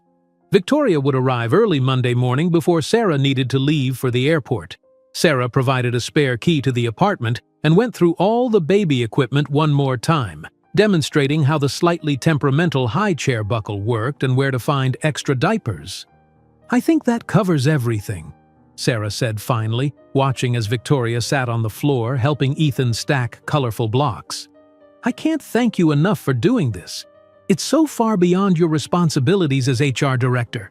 Victoria looked up, her expression surprisingly open. "I'm not doing this as HR director, Sarah. I'm doing it as, well, perhaps as a friend." The word hung in the air between them, unexpected and a bit tentative, but sincere. "I think I'd like that," Sarah said softly.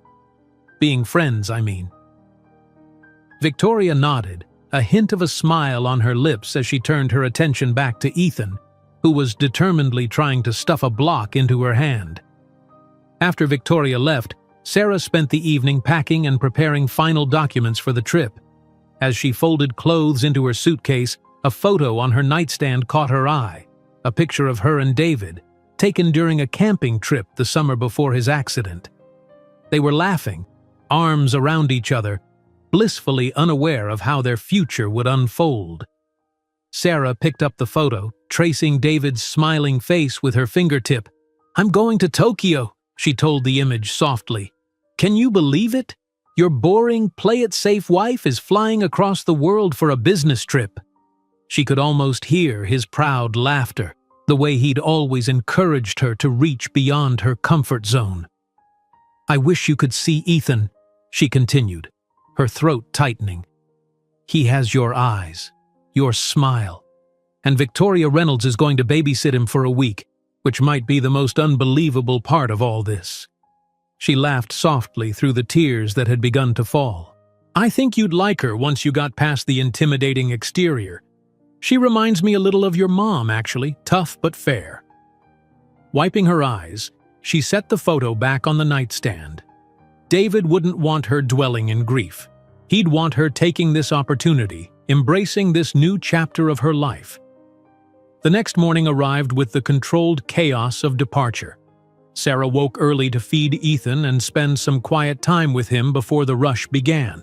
Victoria arrived precisely at 6:30 a.m., dressed casually again in jeans and a comfortable sweater, a small overnight bag in hand. "The car service will be here at 7, Sarah explained as she finished gathering her things. "Mr. Westfield and I are meeting at the airport." "Everything will be fine here," Victoria assured her, already comfortably holding Ethan, who was babbling happily and playing with her necklace.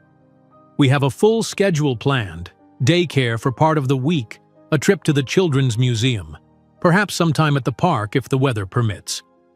Sarah paused in her preparations, touched by Victoria's thoughtfulness. "You don't need to plan special outings. I'm sure you have things you'd rather do with your time off." "Nonsense. What's the point of caring for a child if you don't enjoy the experience?"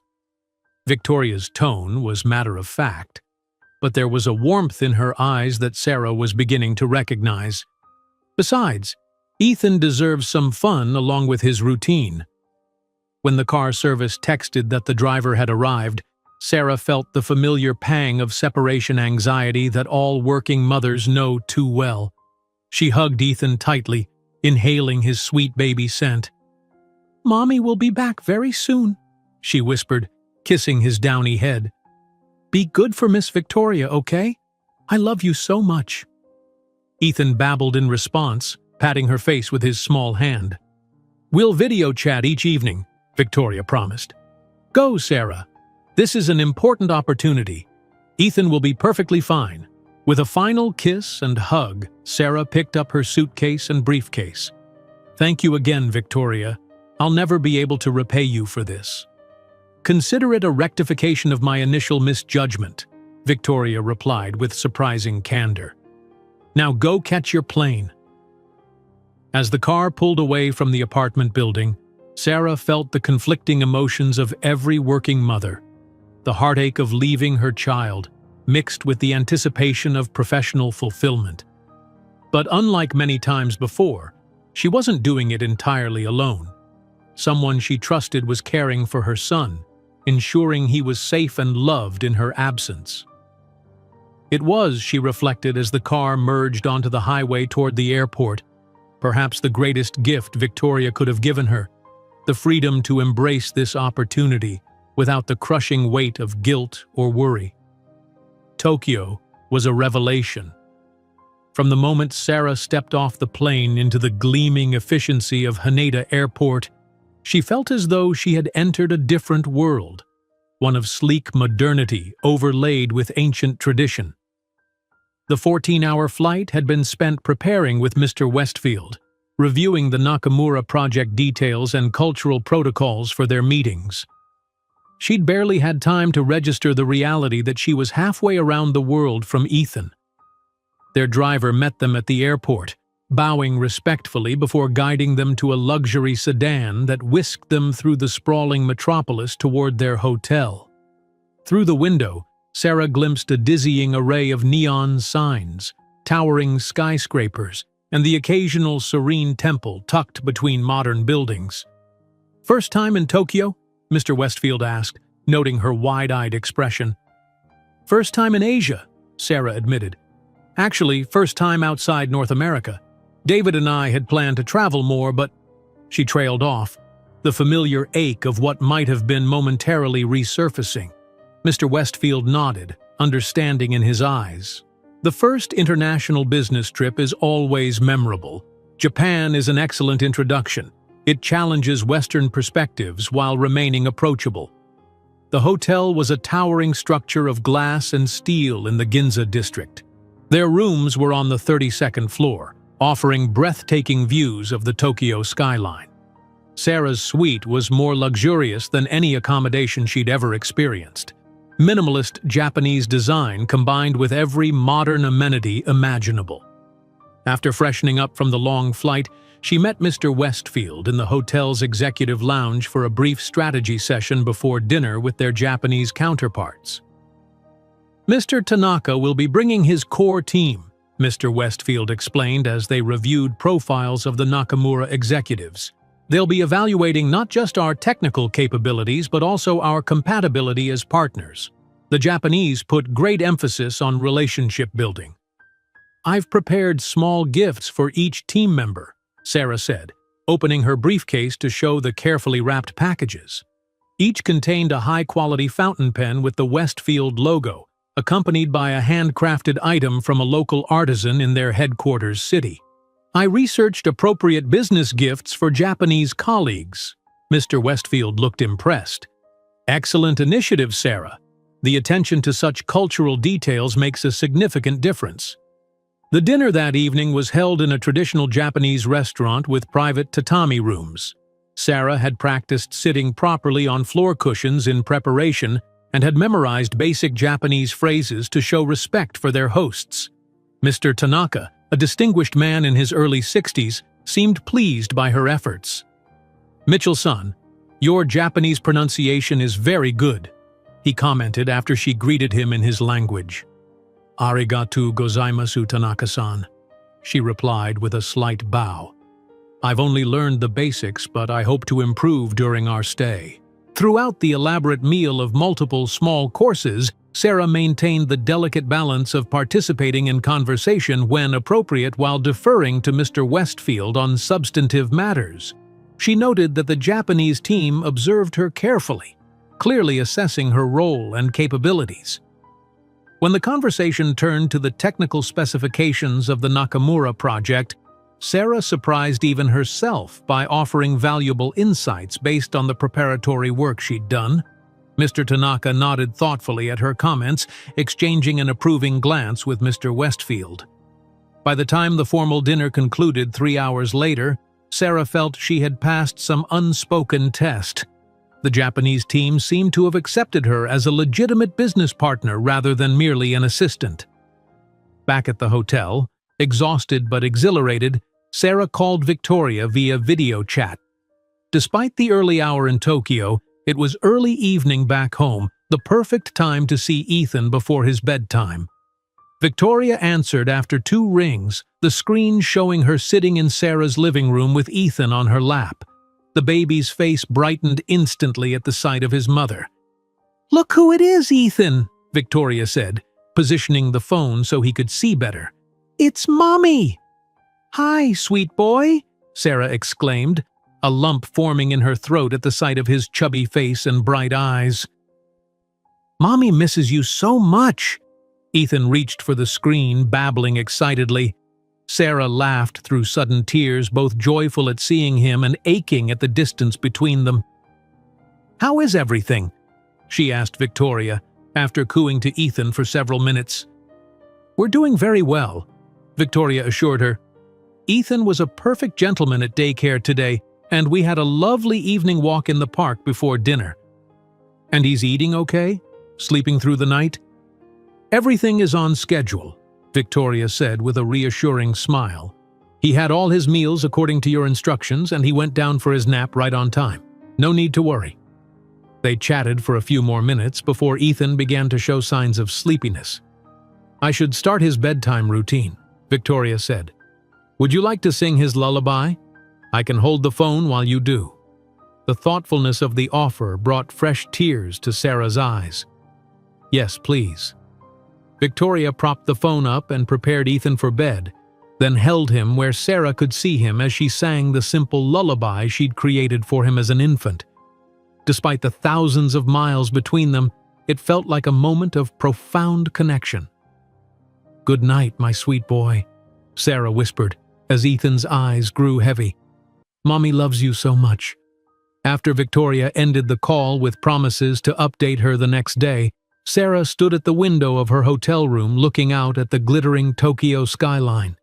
The city was a riot of lights against the night sky, beautiful and foreign and exciting. For the first time in her adult life, she was having a genuine adventure, one that was entirely separate from her identity as a mother or a widow. The realization was both liberating and slightly guilt-inducing. Was it wrong to be enjoying this professional opportunity when it meant being away from Ethan? The familiar doubt crept in, the constant second-guessing that had become part of her daily existence since David's death. She shook her head, banishing the negative thoughts. Ethan was safe and well cared for. This trip would ultimately benefit both of them by advancing her career. And most importantly, she was still showing up for him in the ways that mattered, maintaining their connection despite the distance. With that resolution firmly in mind, Sarah prepared for bed, setting her alarm for early the next morning. The first official meetings with the Nakamura team would begin at 9 a.m. sharp, and she intended to be thoroughly prepared. The next 3 days passed in a whirlwind of meetings, site visits, and formal dinners. The Nakamura project was more complex than Sarah had initially realized. A massive sustainable housing development that would incorporate Westfield Industries' cutting-edge green technology on an unprecedented scale. The Japanese team was brilliant and demanding, challenging every aspect of the implementation plan with polite but incisive questions. Sarah found herself fully engaged in the process, contributing ideas and solutions that drew on her organizational skills and quick thinking. Mr. Westfield increasingly deferred to her on certain aspects of the project, particularly those involving logistics and timeline coordination. "Mitchell-san has excellent understanding of practical implementation," Mr. Tanaka commented during a tea break on the 3rd day. "Very unusual for someone so young." "Sarah has a remarkable ability to see both the forest and the trees," Mr. Westfield replied with evident pride. "She grasps the big picture while managing the crucial details." Each evening, Sarah video chatted with Victoria and Ethan, treasuring the glimpses of her son's life back home. Victoria sent photos throughout the day, Ethan playing at daycare, enjoying his bath, fascinated by the neighbor's cat that had wandered onto their small patio. The HR director seemed to be genuinely enjoying her time with him, going above and beyond mere babysitting duties to provide enriching experiences. "We visited the Children's Museum today," Victoria reported on the third evening. Ethan was particularly entranced by the bubble exhibit. I've uploaded a video to the shared folder. Sarah watched the clip later that night, her son laughing delightedly as Victoria helped him reach for giant soap bubbles floating through the air. The joy on both their faces was unmistakable, and Sarah felt a surge of gratitude for this unexpected bond that had formed between them. On the fourth day of their trip, the Nakamura team organized a special dinner at an exclusive restaurant overlooking Tokyo Bay. It was clear that the meetings had gone well and that this was a celebration of their successful collaboration. During the meal, Mr. Tanaka raised his sake cup in a toast. "To Westfield Industries and our partnership. We are most impressed with your company's commitment to excellence, embodied by Westfield-san and Mitchell-san." Sarah felt a flush of pride as she raised her own cup in acknowledgement. She had contributed meaningfully to this project, proving her value beyond the administrative tasks that had initially defined her role. More importantly, she had discovered capabilities within herself that she hadn't known existed. Confidence in high-pressure international negotiations, adaptability in a foreign business culture, innovative problem-solving when challenges arose. After dinner, Mr. Westfield suggested a short walk to enjoy the night view of Tokyo Bay.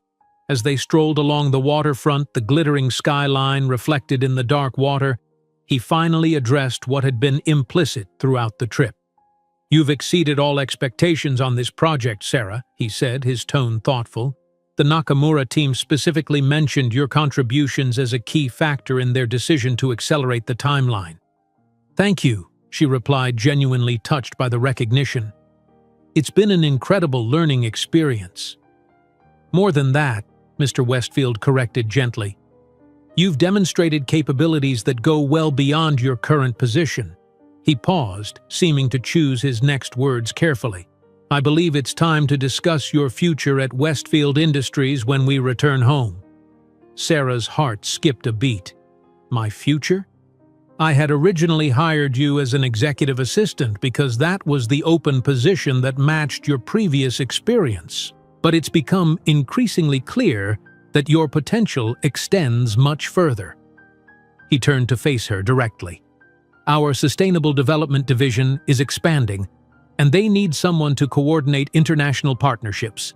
Someone with exactly your combination of organizational excellence, interpersonal skills, and quick comprehension of technical concepts."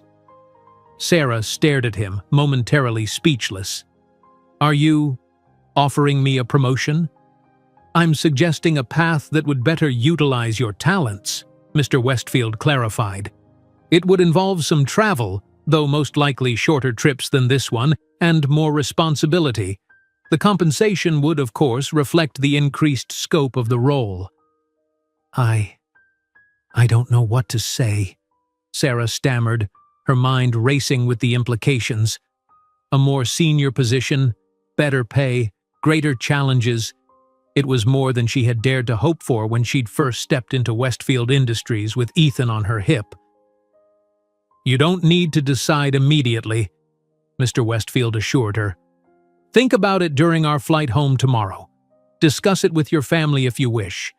But know that the opportunity exists because you've earned it, Sarah."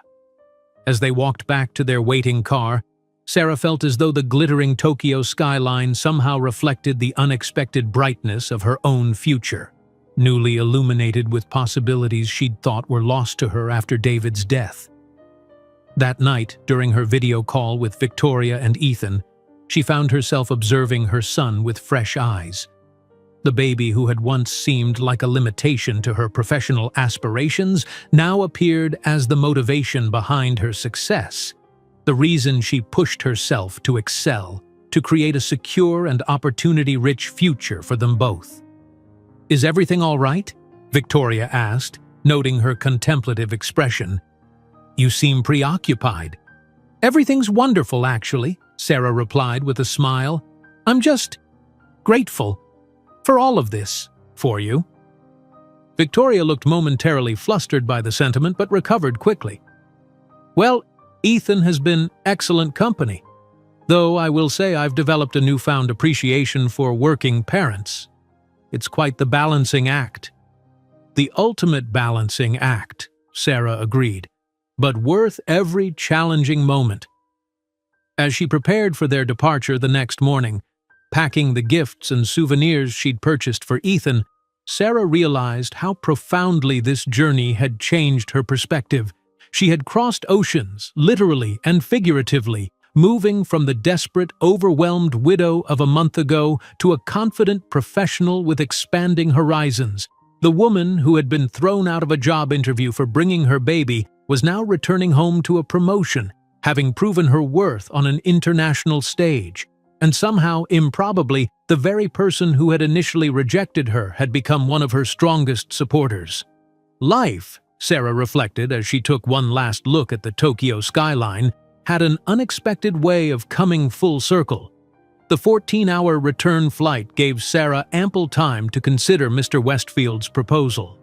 She alternated between reviewing notes from their meetings, jotting down ideas for the Nakamura project implementation, and contemplating what this potential promotion would mean for her and Ethan.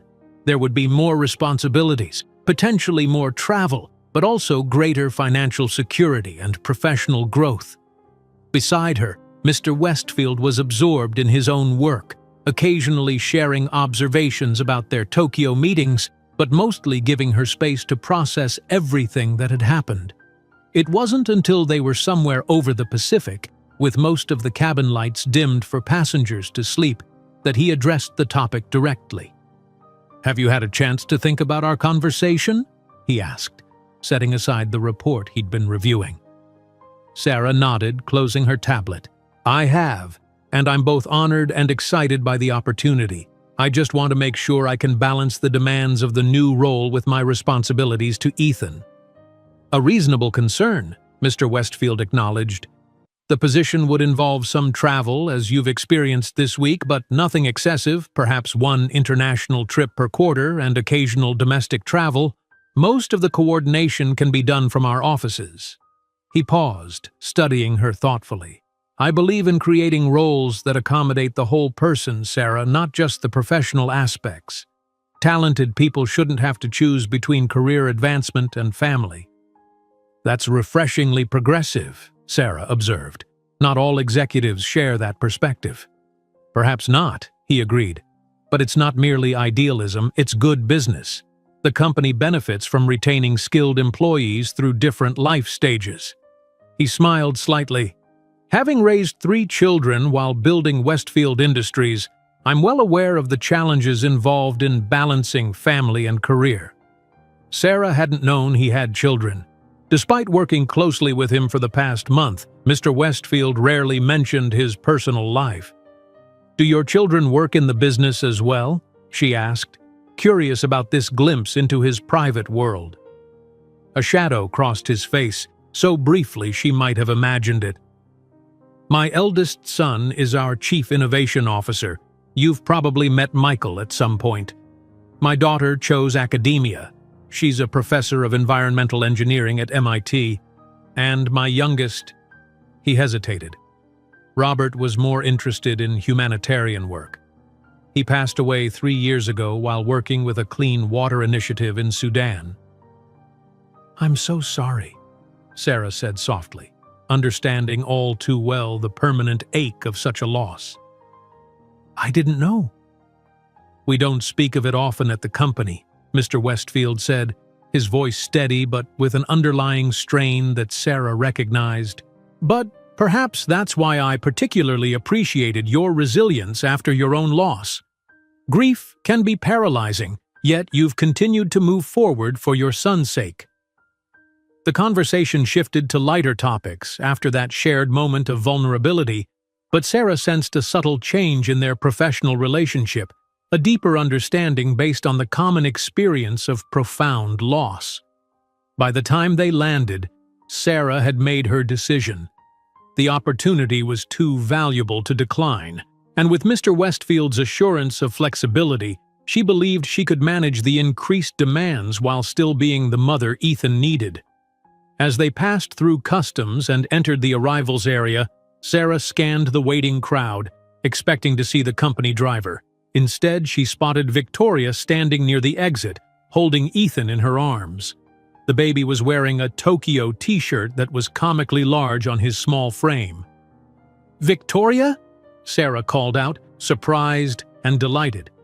"What are you doing here?" "We thought we'd surprise you," Victoria explained as Sarah rushed forward to take Ethan from her arms. The baby squealed with joy, patting his mother's face as if to confirm she was really there.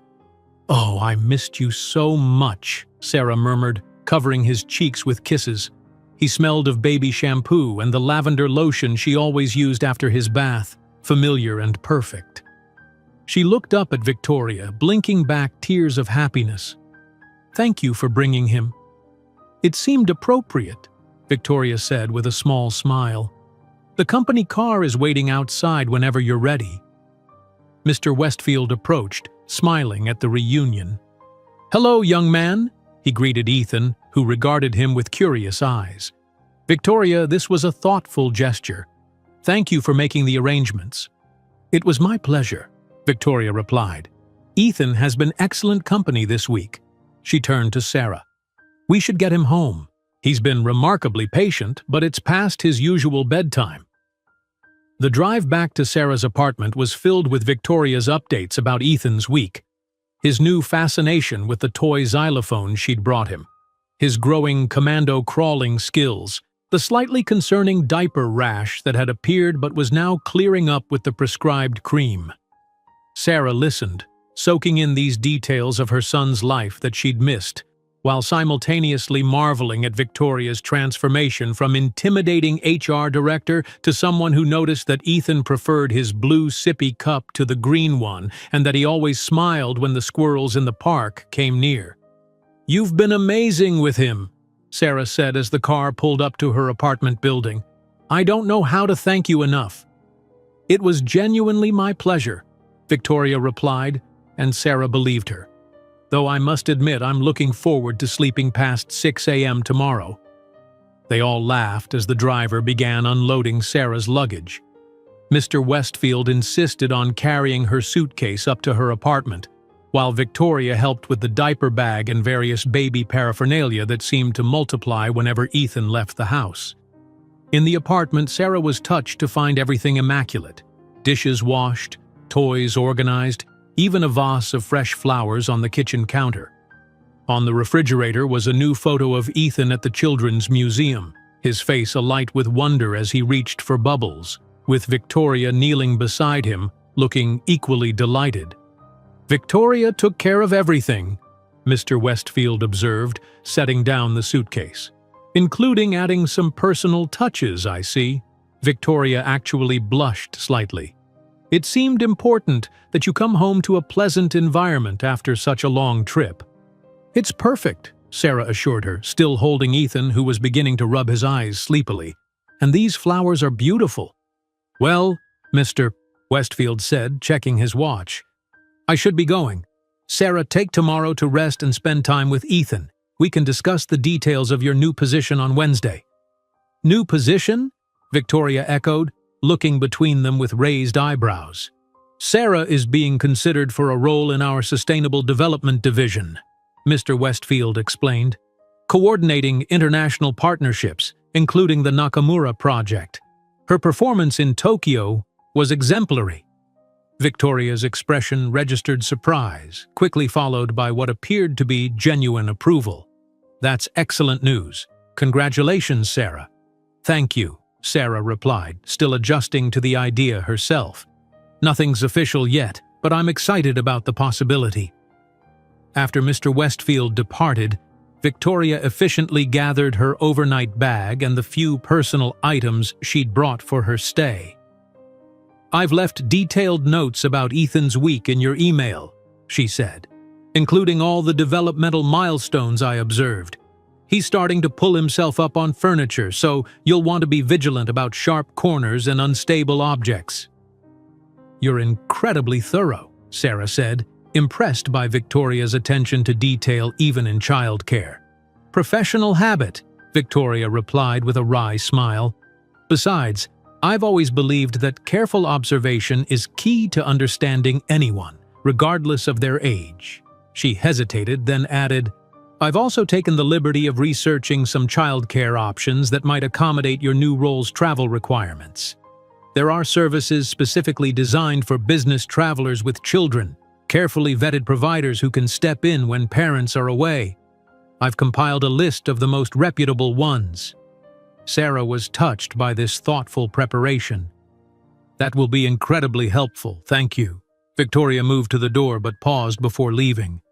I want you to know, she said, her voice taking on an unusual note of hesitancy, that I'm genuinely sorry for my initial reaction when you came for the interview with Ethan. It was unprofessional and, more importantly, unkind. Victoria, that's long forgotten, Sarah assured her, surprised by this unexpected apology. Nevertheless, Victoria continued, the experience of caring for Ethan this week has been enlightening. I've always prided myself on my understanding of work-life balance issues in theory, but experiencing the practical challenges firsthand has been humbling. Parenthood has a way of humbling everyone, Sarah said with a smile, but you were wonderful with him. He clearly adores you. As if on cue, Ethan reached out a sleepy hand toward Victoria, babbling something that sounded almost like bye-bye. Victoria's expression softened as she gently caught his tiny fingers in hers. Goodbye, young man, she said formally, though her eyes were warm. It's been a pleasure getting to know you better. To Sarah, she added, call if you need anything, otherwise I'll see you on Wednesday. After Victoria left, Sarah went through Ethan's bedtime routine, savoring every moment of reconnection. As she rocked him to sleep, singing the familiar lullaby that had been transmitted across oceans via video chat throughout the week, she felt a profound sense of completion, as if a circle had been drawn around their small family and was now whole again.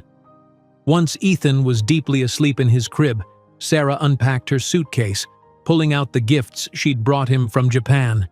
A soft plush tanuki, children's books with beautiful illustrations, a traditional wooden puzzle appropriate for when he was a bit older. She arranged them on his dresser for him to discover in the morning. From a side pocket, she removed a small velvet pouch containing a gift for Victoria, a delicate silver bracelet with a cherry blossom charm selected with the help of Mr. Tanaka's assistant after Sarah had mentioned wanting to find something special for the person caring for her son. It seemed insufficient thanks for everything Victoria had done, but Sarah hoped it would convey at least a fraction of her gratitude. As she prepared for bed, her phone buzzed with an email notification. It was from Mr. Westfield, with the subject line, Official Offer. Opening it, she found a formal letter outlining the position they had discussed, along with a compensation package that made her breath catch. The salary was nearly double what she currently earned, with additional benefits including a flexible work arrangement, increased childcare subsidies, and a clear path for future advancement. Attached was a personal note. Sarah, I hope you'll accept this offer, which merely formalizes what you've already demonstrated, your exceptional value to Westfield Industries. This position has been shaped with your unique combination of skills in mind and with respect for your responsibilities as a parent. I believe you'll find it both challenging and rewarding. We can discuss any questions when you return to the office. Until then, enjoy your reunion with Ethan. James Westfield. Sarah sat on the edge of her bed, staring at the screen in disbelief. Just 5 weeks ago, she had been nearly escorted out of Westfield Industries, judged and dismissed for the very aspect of her life that had ultimately connected her to this opportunity. The irony wasn't lost on her. Crossing to the window, she looked out at the city lights, so different from the Tokyo skyline, yet beautiful in their familiarity. Her reflection in the glass showed a woman she was still getting to know, more confident, more ambitious, more sure of her ability to create the life she wanted for herself and her son. The future that had seemed so bleak after David's death was now opening before her, filled with possibilities she hadn't dared to imagine, and it had all begun with the worst job interview of her life. 2 months after returning from Tokyo, Sarah stood in the doorway of her new apartment, watching the movers bring in the last of her furniture. The sunlight streamed through large windows, illuminating a space that still felt surreal to her. 2 bedrooms, an open-concept living and dining area, a small balcony with a view of the city park, and most importantly, enough room for Ethan to crawl and soon walk without bumping into furniture every few feet. "What do you think of your new home, little man?" she asked, shifting Ethan on her hip. He responded by pointing excitedly at a squirrel visible through the balcony door, babbling what might have been an attempt at the word.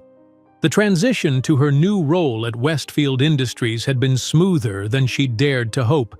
Mr. Westfield had created a gradual handover of her executive assistant responsibilities, allowing her to acclimate to the demands of coordinating international partnerships while still maintaining a manageable schedule.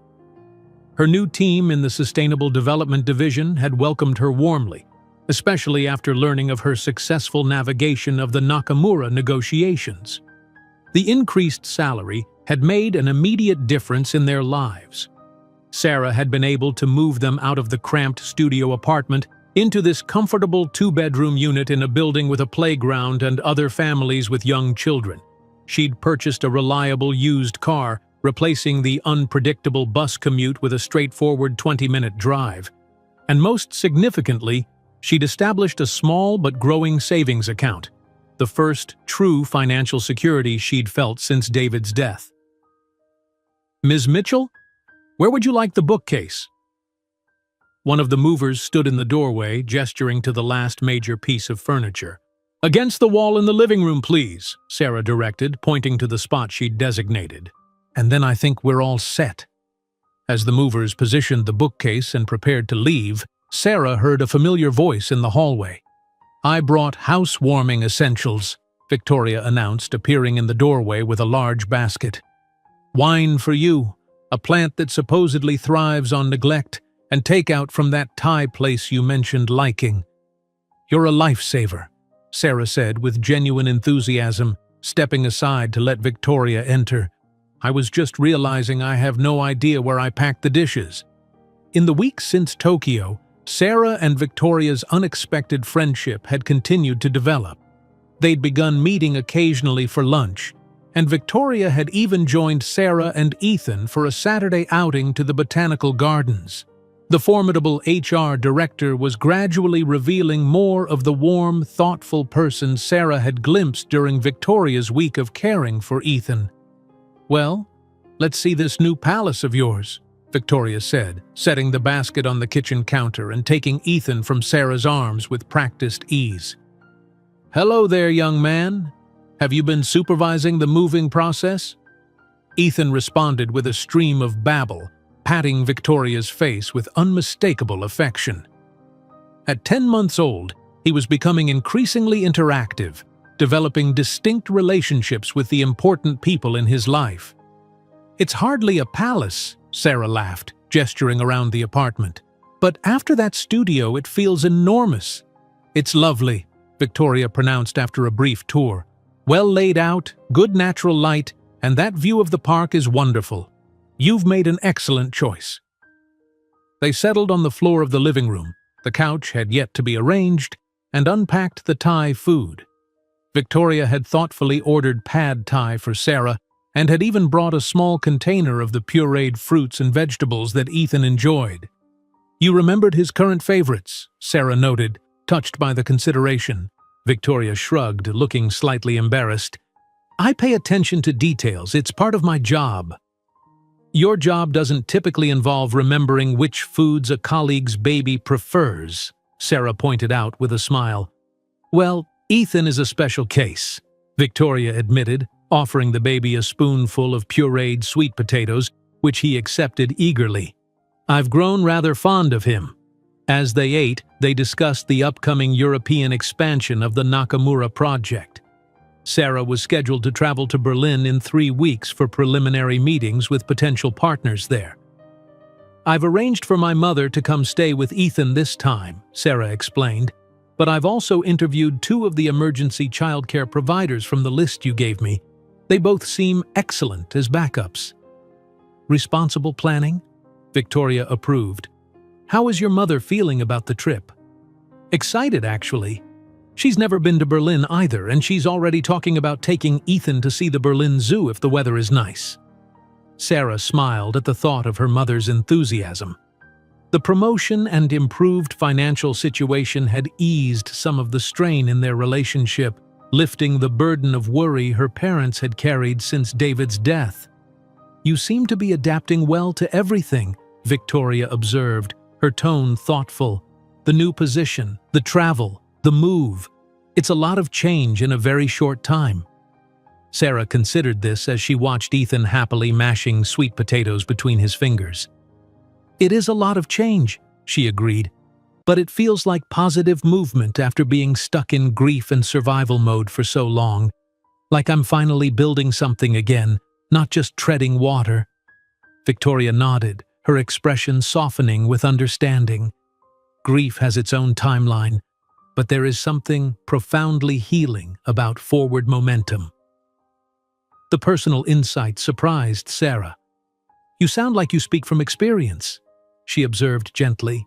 Victoria was quiet for a moment, her focus seemingly on wiping Ethan's messy hands with a baby wipe. "My husband died 12 years ago," she finally said, her voice matter-of-fact but with an underlying note of old pain. "Heart attack, completely unexpected.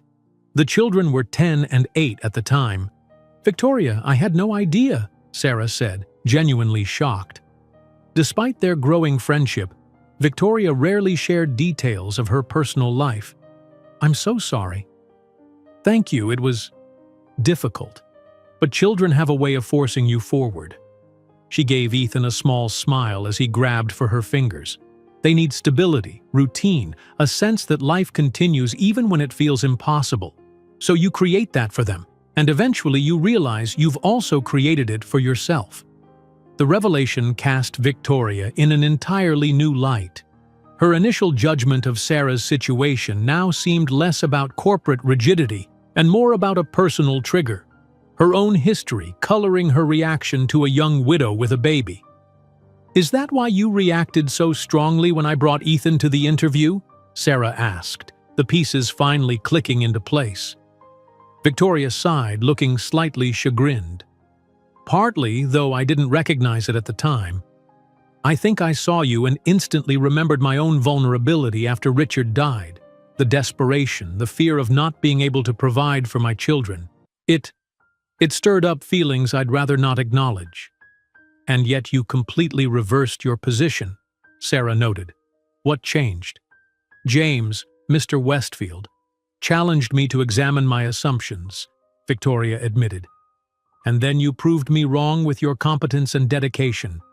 I don't mind being proven wrong when it leads to better outcomes." She paused, then added with uncharacteristic hesitation, "And spending time with Ethan reminded me of what truly matters. Corporate policies and professional appearances seem less significant when compared to a child's needs." They sat in companionable silence for a moment, the conversation having shifted to a depth neither had anticipated. Ethan broke the mood by offering Victoria a slobbery, sweet potato-covered toy, which she accepted with a laugh. "Thank you, Ethan. Just what I always wanted." The evening continued with lighter conversation as they unpacked some of Sarah's essential kitchen items and arranged the furniture in the living room. By the time Victoria left, the apartment was beginning to feel like home, not just because of the arranged possessions, but because it had been christened with friendship and honest conversation. The following Monday, Sarah arrived at Westfield Industries with a renewed sense of purpose. Her new office in the Sustainable Development Division was still being set up, so she divided her time between there and her former desk outside Mr. Westfield's office, facilitating a smooth transition for her replacement, a capable young man named Derek. "Good morning, Sarah," Mr. Westfield greeted her as he arrived at 8:30, exactly on schedule as always. "How was the move?" "Successful, thank you," she replied, handing him his usual morning coffee. "Ethan seems to approve of the new apartment, especially the proximity to the park." "Excellent. Children need green spaces, he said with the wisdom of an experienced parent. And how are you finding the transition to your new role? Any challenges I should be aware of? Nothing major, Sarah assured him. The team has been very welcoming and I'm getting up to speed on all the ongoing projects. Dr. Chen has been particularly helpful with the technical aspects. Mr. Westfield nodded approvingly. Lydia mentioned you've been asking insightful questions. She's not easily impressed, as you know. The mention of Dr. Chen reminded Sarah of her first real introduction to the company's work during that initial observation of the development team meeting. How differently things might have turned out if Mr. Westfield hadn't intervened that day, if he hadn't seen potential where Victoria had initially seen only problems. "Sir," she said impulsively, "I never properly thanked you for taking a chance on me that first day. Most executives wouldn't have bothered." Mr. Westfield regarded her thoughtfully. "It wasn't charity, Sarah. I recognized capability and determination in a challenging situation. The company needed someone with exactly your qualities." He paused, then added, "Though I confess I didn't anticipate just how valuable you would become to Westfield Industries." The sincere appreciation warmed her. "Nevertheless, it changed the trajectory of my life and Ethan's, so thank you." Later that morning, Sarah met with the Tokyo coordination team to discuss the progress on the Nakamura project. The implementation was proceeding on schedule, with regular video conferences maintaining the relationship Mr. Westfield and Sarah had established during their visit. "Mitchell-san has specifically requested your presence on the next call," reported Marcus, who was managing the day-to-day communications. "He says your understanding of the integration points is crucial to their planning process." "Of course," Sarah agreed, making a note in her calendar. "Let's schedule it for their morning, our evening, to accommodate their team's hours." As the meeting concluded, Dr. Chen approached her with a tablet displaying new specifications for the Berlin project. "I'd value your input on these modifications," she said, her tone collegial.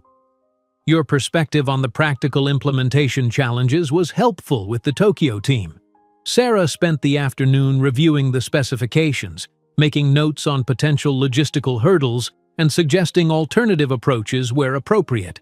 The work was engaging and challenging in a way her previous roles had never been, stretching her capabilities while building on her organizational strengths. By the time she left to pick up Ethan from daycare, she had compiled a comprehensive analysis that earned an appreciative nod from Dr. Chen and an invitation to join the technical planning committee for the Berlin initiative, a significant vote of confidence in her growing expertise. At the daycare center, she was greeted by Miss Jenny's broad smile. "Ethan had a wonderful day," the caregiver reported as Sarah signed him out. "He's making great progress with his cruising along furniture. I won't be surprised if he's taking independent steps within a month." "He's growing so fast," Sarah marveled, watching as Ethan pulled himself up on a low shelf, beaming with pride at his accomplishment. "I can hardly keep up." "You're doing an amazing job," Miss Jenny assured her, helping gather Ethan's belongings. "He's one of our happiest babies, secure, curious, developing right on schedule. That's a testament to your parenting, especially given everything you've been managing." The validation from an experienced childcare professional meant more to Sarah than any workplace recognition. Despite the professional success she'd achieved, being a good mother to Ethan remained her most important role, the one she worried about and worked hardest at. As they drove to their new home, Ethan babbled happily in his car seat, occasionally producing what sounded like attempts at actual words. Sarah responded as if they were having a real conversation, a habit she'd maintained since his birth. "Yes, we're going to our new home," she told him. "And guess what? This weekend we're going to buy you a little table and chairs for your very own room. How does that sound?" The ability to furnish Ethan's room properly, to create a space that was truly his, was one of the many small joys her new financial stability had brought. The crushing anxiety about basic needs, rent, food, healthcare, had lifted, allowing room for simple pleasures and modest indulgences. Their new apartment welcomed them with late-afternoon sunlight streaming through the windows. Sarah set Ethan down on his playmat in the living room, now properly arranged with furniture and the beginnings of decorative touches. The space already felt more like home than the studio apartment ever had, despite their short time there. As she prepared a simple dinner, Sarah's phone chimed with a text message from Victoria. "Dinner with the team this Friday to celebrate the Berlin project kickoff. My treat. Bring Ethan. The restaurant is family-friendly and everyone wants to meet him." The invitation made Sarah smile. 6 weeks ago, the idea of bringing Ethan to a work dinner would have seemed impossible. Now it was offered as a matter of course, his presence not just tolerated but welcomed by her colleagues. 1 year to the day after that fateful first interview, Sarah stood in Westfield Industries' largest conference room, putting the finishing touches on her presentation. The anniversary hadn't escaped her notice.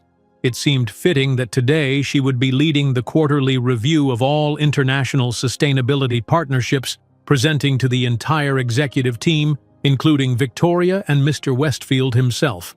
Ethan, now 18 months old and confidently toddling everywhere, was downstairs in the company daycare center, where he'd become a beloved regular. His vocabulary was expanding daily, his personality blossoming into a curious, joyful little person who charmed everyone he encountered. "Everything ready for the big presentation?" Dr. Chen asked, entering the conference room with her tablet in hand. "Just finalizing the last slide," Sarah confirmed, adjusting the graphic that showed the projected 5-year growth of their international initiatives.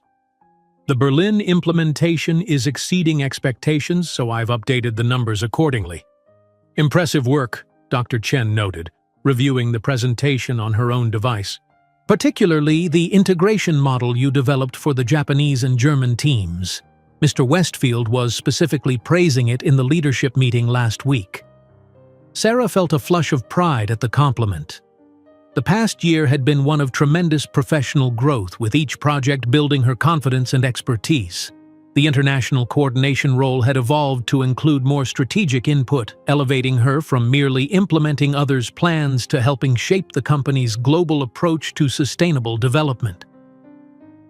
"The real test will be the Singapore expansion," Sarah said, referencing their newest initiative. "The regulatory environment there presents some unique challenges."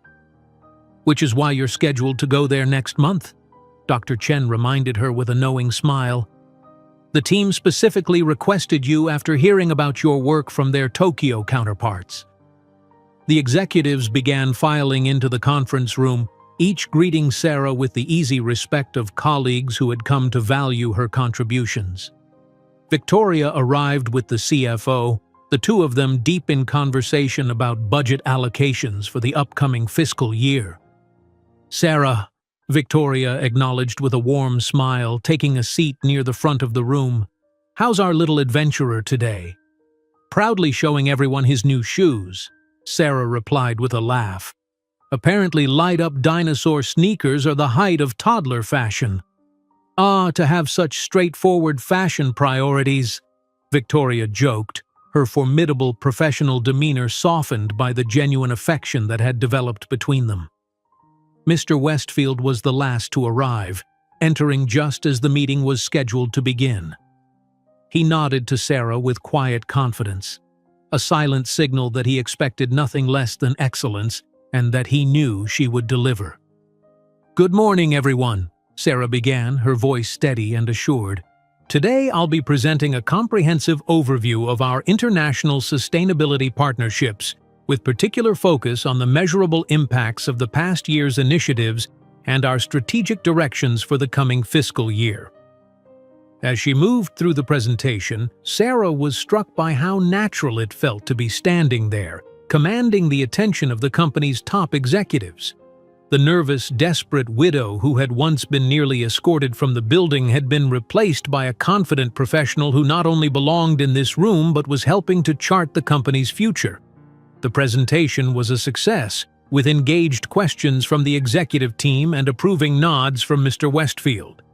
When Sarah concluded, the CFO was the first to speak. "These projections are compelling, he noted, referencing the financial impact of their sustainability initiatives, particularly the ROI timeline on the Berlin project. Your team has managed to accelerate the revenue generation without compromising the environmental standards. That was a collaborative achievement, Sarah acknowledged, giving credit to the broader team. Dr. Chen's technical innovations were crucial, and the Berlin team's implementation was exceptional. But your coordination made it possible, Mr. Westfield observed. Don't minimize your role, Sarah. The integration framework you developed has become a model for all our international partnerships. After the meeting adjourned, Victoria lingered as others filed out. "Dinner at my place tonight?" she suggested. "Sophie is home from college and has been asking about you and Ethan, and I've convinced Michael to join us as well." Victoria's children had become part of Sarah and Ethan's extended circle over the past year. Sophie, a vivacious college junior who adored Ethan, often babysat when Sarah had evening work commitments. Michael, more reserved like his mother but equally kind, had recently started law school and appeared less frequently, but had developed a big brother affection for Ethan. "We'd love that," Sarah agreed. "Should I bring anything?" "Just yourselves," Victoria assured her. "And perhaps that chocolate dessert you brought last time. Sophie hasn't stopped talking about it." Later that afternoon, Sarah left her office early to spend some one-on-one time with Ethan before their dinner plans. As they played in the park near their apartment, Sarah marveled at her son's boundless energy and fearless approach to the toddler playground equipment. "Careful on the slide, sweetie," she called as he scrambled up the steps for the 5th time, his face alight with joy. "Aye, careful, Mama," he assured her, before launching himself down the slide with delighted abandon. A young mother on a nearby bench caught Sarah's eye with a knowing smile. "They're so fearless at that age, aren't they? My Emma is exactly the same."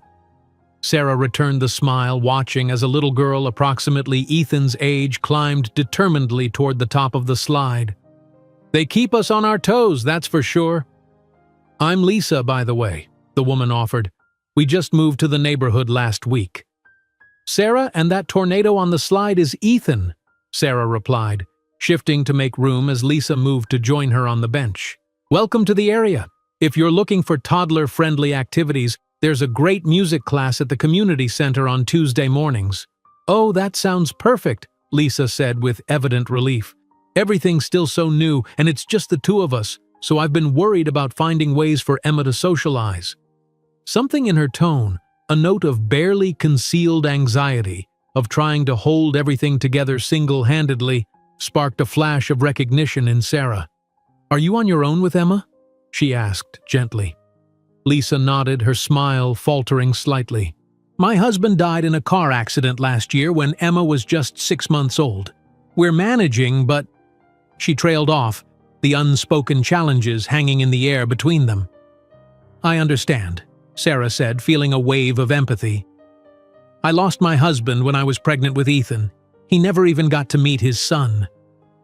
Lisa's eyes widened with recognition of a kindred spirit. "It's so hard, isn't it? Trying to be everything they need while barely keeping yourself together." "It is," Sarah agreed. "But it does get better. Not easier, exactly, but more manageable. You build a new life, one step at a time." They watched their children play as Sarah shared some of her journey, the struggles, the small victories, the gradual rebuilding of a life that, while different from what she had planned, had become rich and meaningful in its own way. "I'm actually having dinner tonight with a colleague who became a friend," Sarah told Lisa. "She lost her husband 12 years ago and raised 2 children on her own.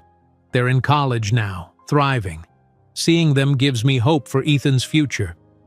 "I can't even imagine Emma as a college student," Lisa admitted. "I'm just trying to make it through each day." "That's exactly where you should be focusing," Sarah assured her.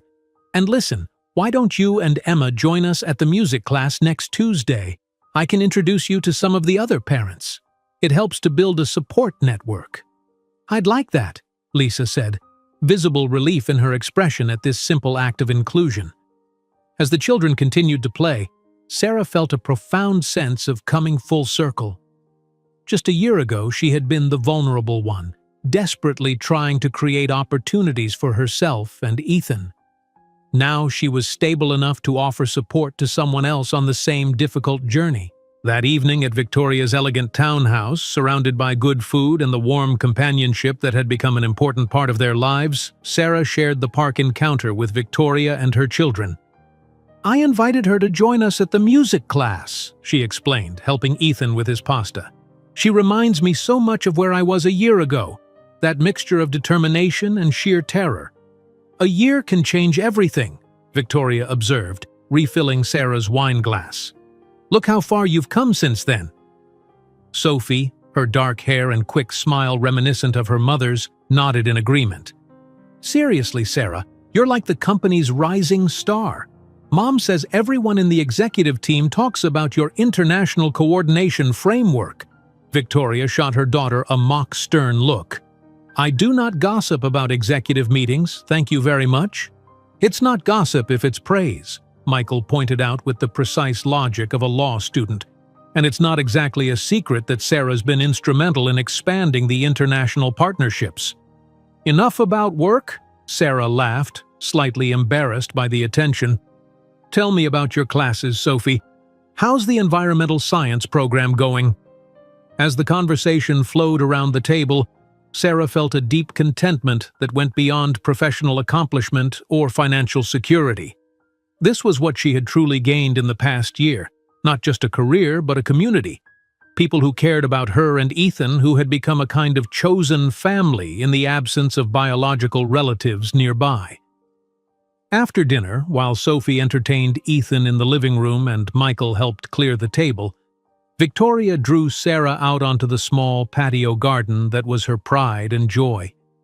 The evening was pleasantly cool, the small space fragrant with late-blooming flowers. "I have something for you," Victoria said, retrieving a small gift bag from the patio table. "A little anniversary present." "Anniversary?" Sarah repeated, confused. "1 year since you first came to Westfield Industries," Victoria explained, handing her the bag. "I thought it deserved acknowledgement." Touched by the gesture, Sarah opened the gift to find a beautiful silver frame. Inside was a photograph she hadn't seen before, herself and Ethan at the company holiday party 6 months earlier, both of them laughing at something off-camera, their faces alight with joy. "I thought you might like a visual reminder of how far you've come," Victoria said quietly. "You've built something remarkable, Sarah, both professionally and personally. I'm proud to have played even a small role in your journey." "Small role?" Sarah echoed with a soft laugh. "Victoria, you've been instrumental. From offering to babysit Ethan when I needed to go to Tokyo to including us in your family gatherings. You've given us so much more than professional opportunities." Victoria looked momentarily flustered by the genuine emotion. "Well," she said briskly, though her eyes were warm, "it's been mutually beneficial. Ethan has brought a great deal of joy into my life, and your friendship has been significant to me." Coming from the reserved HR director, this was the equivalent of an effusive declaration of affection. Sarah impulsively hugged her, feeling Victoria's initial stiffness melt into a genuine embrace. "Thank you," Sarah said simply as they drew apart. "For everything." Later that night, after Ethan was tucked into bed in his room decorated with stars and planets, his current obsession, Sarah sat in the comfortable living room of the apartment that truly felt like home. The silver-framed photograph Victoria had given her sat on the coffee table alongside the last photo taken of David before his death. Looking at the two images side by side, her past and her present, Sarah felt not the sharp pain of loss that had once accompanied thoughts of David, but a gentle melancholy mixed with profound gratitude. He would have been proud of the life she'd built for their son, of the resilience she'd discovered within herself. The journey hadn't been easy. There had been countless moments of doubt, of exhaustion, of wondering if she could possibly balance the demands of single parenthood with professional advancement. But looking back on the year since that disastrous first interview, Sarah could see how each challenge had ultimately propelled her forward, helping to create a life that was different from what she had planned, but rich with meaning and possibility. Her phone chimed with a text message from Mr. Westfield. "Excellent presentation today. The Singapore team is eager to work with you next month. Your impact on Westfield Industries continues to grow." Sarah smiled as she typed her response, thanking him for his confidence in her. As she set her phone aside, she reflected on the extraordinary sequence of events that had brought her to this moment. How her lowest point, being judged and dismissed for bringing Ethan to an interview, had ultimately connected her with the very people who would help her rebuild her life. There was a lesson there, she thought, about how seeming failures could become doorways to unexpected opportunities, about how the end of one path might lead to the discovery of another, better one. It was a lesson she hoped to teach Ethan as he grew, that resilience in the face of setbacks might be life's most valuable skill. For now, though, she was simply grateful for the security they had achieved, for the community they had found, and for the future that stretched before them, bright with promise. From humble widow getting thrown out of a job interview to respected professional leading international initiatives, it wasn't the life she had planned, but it had become one she cherished, one day at a time. If you enjoyed today's video, I'm sure you'll love the next one. Don't waste time. Just click on the screen.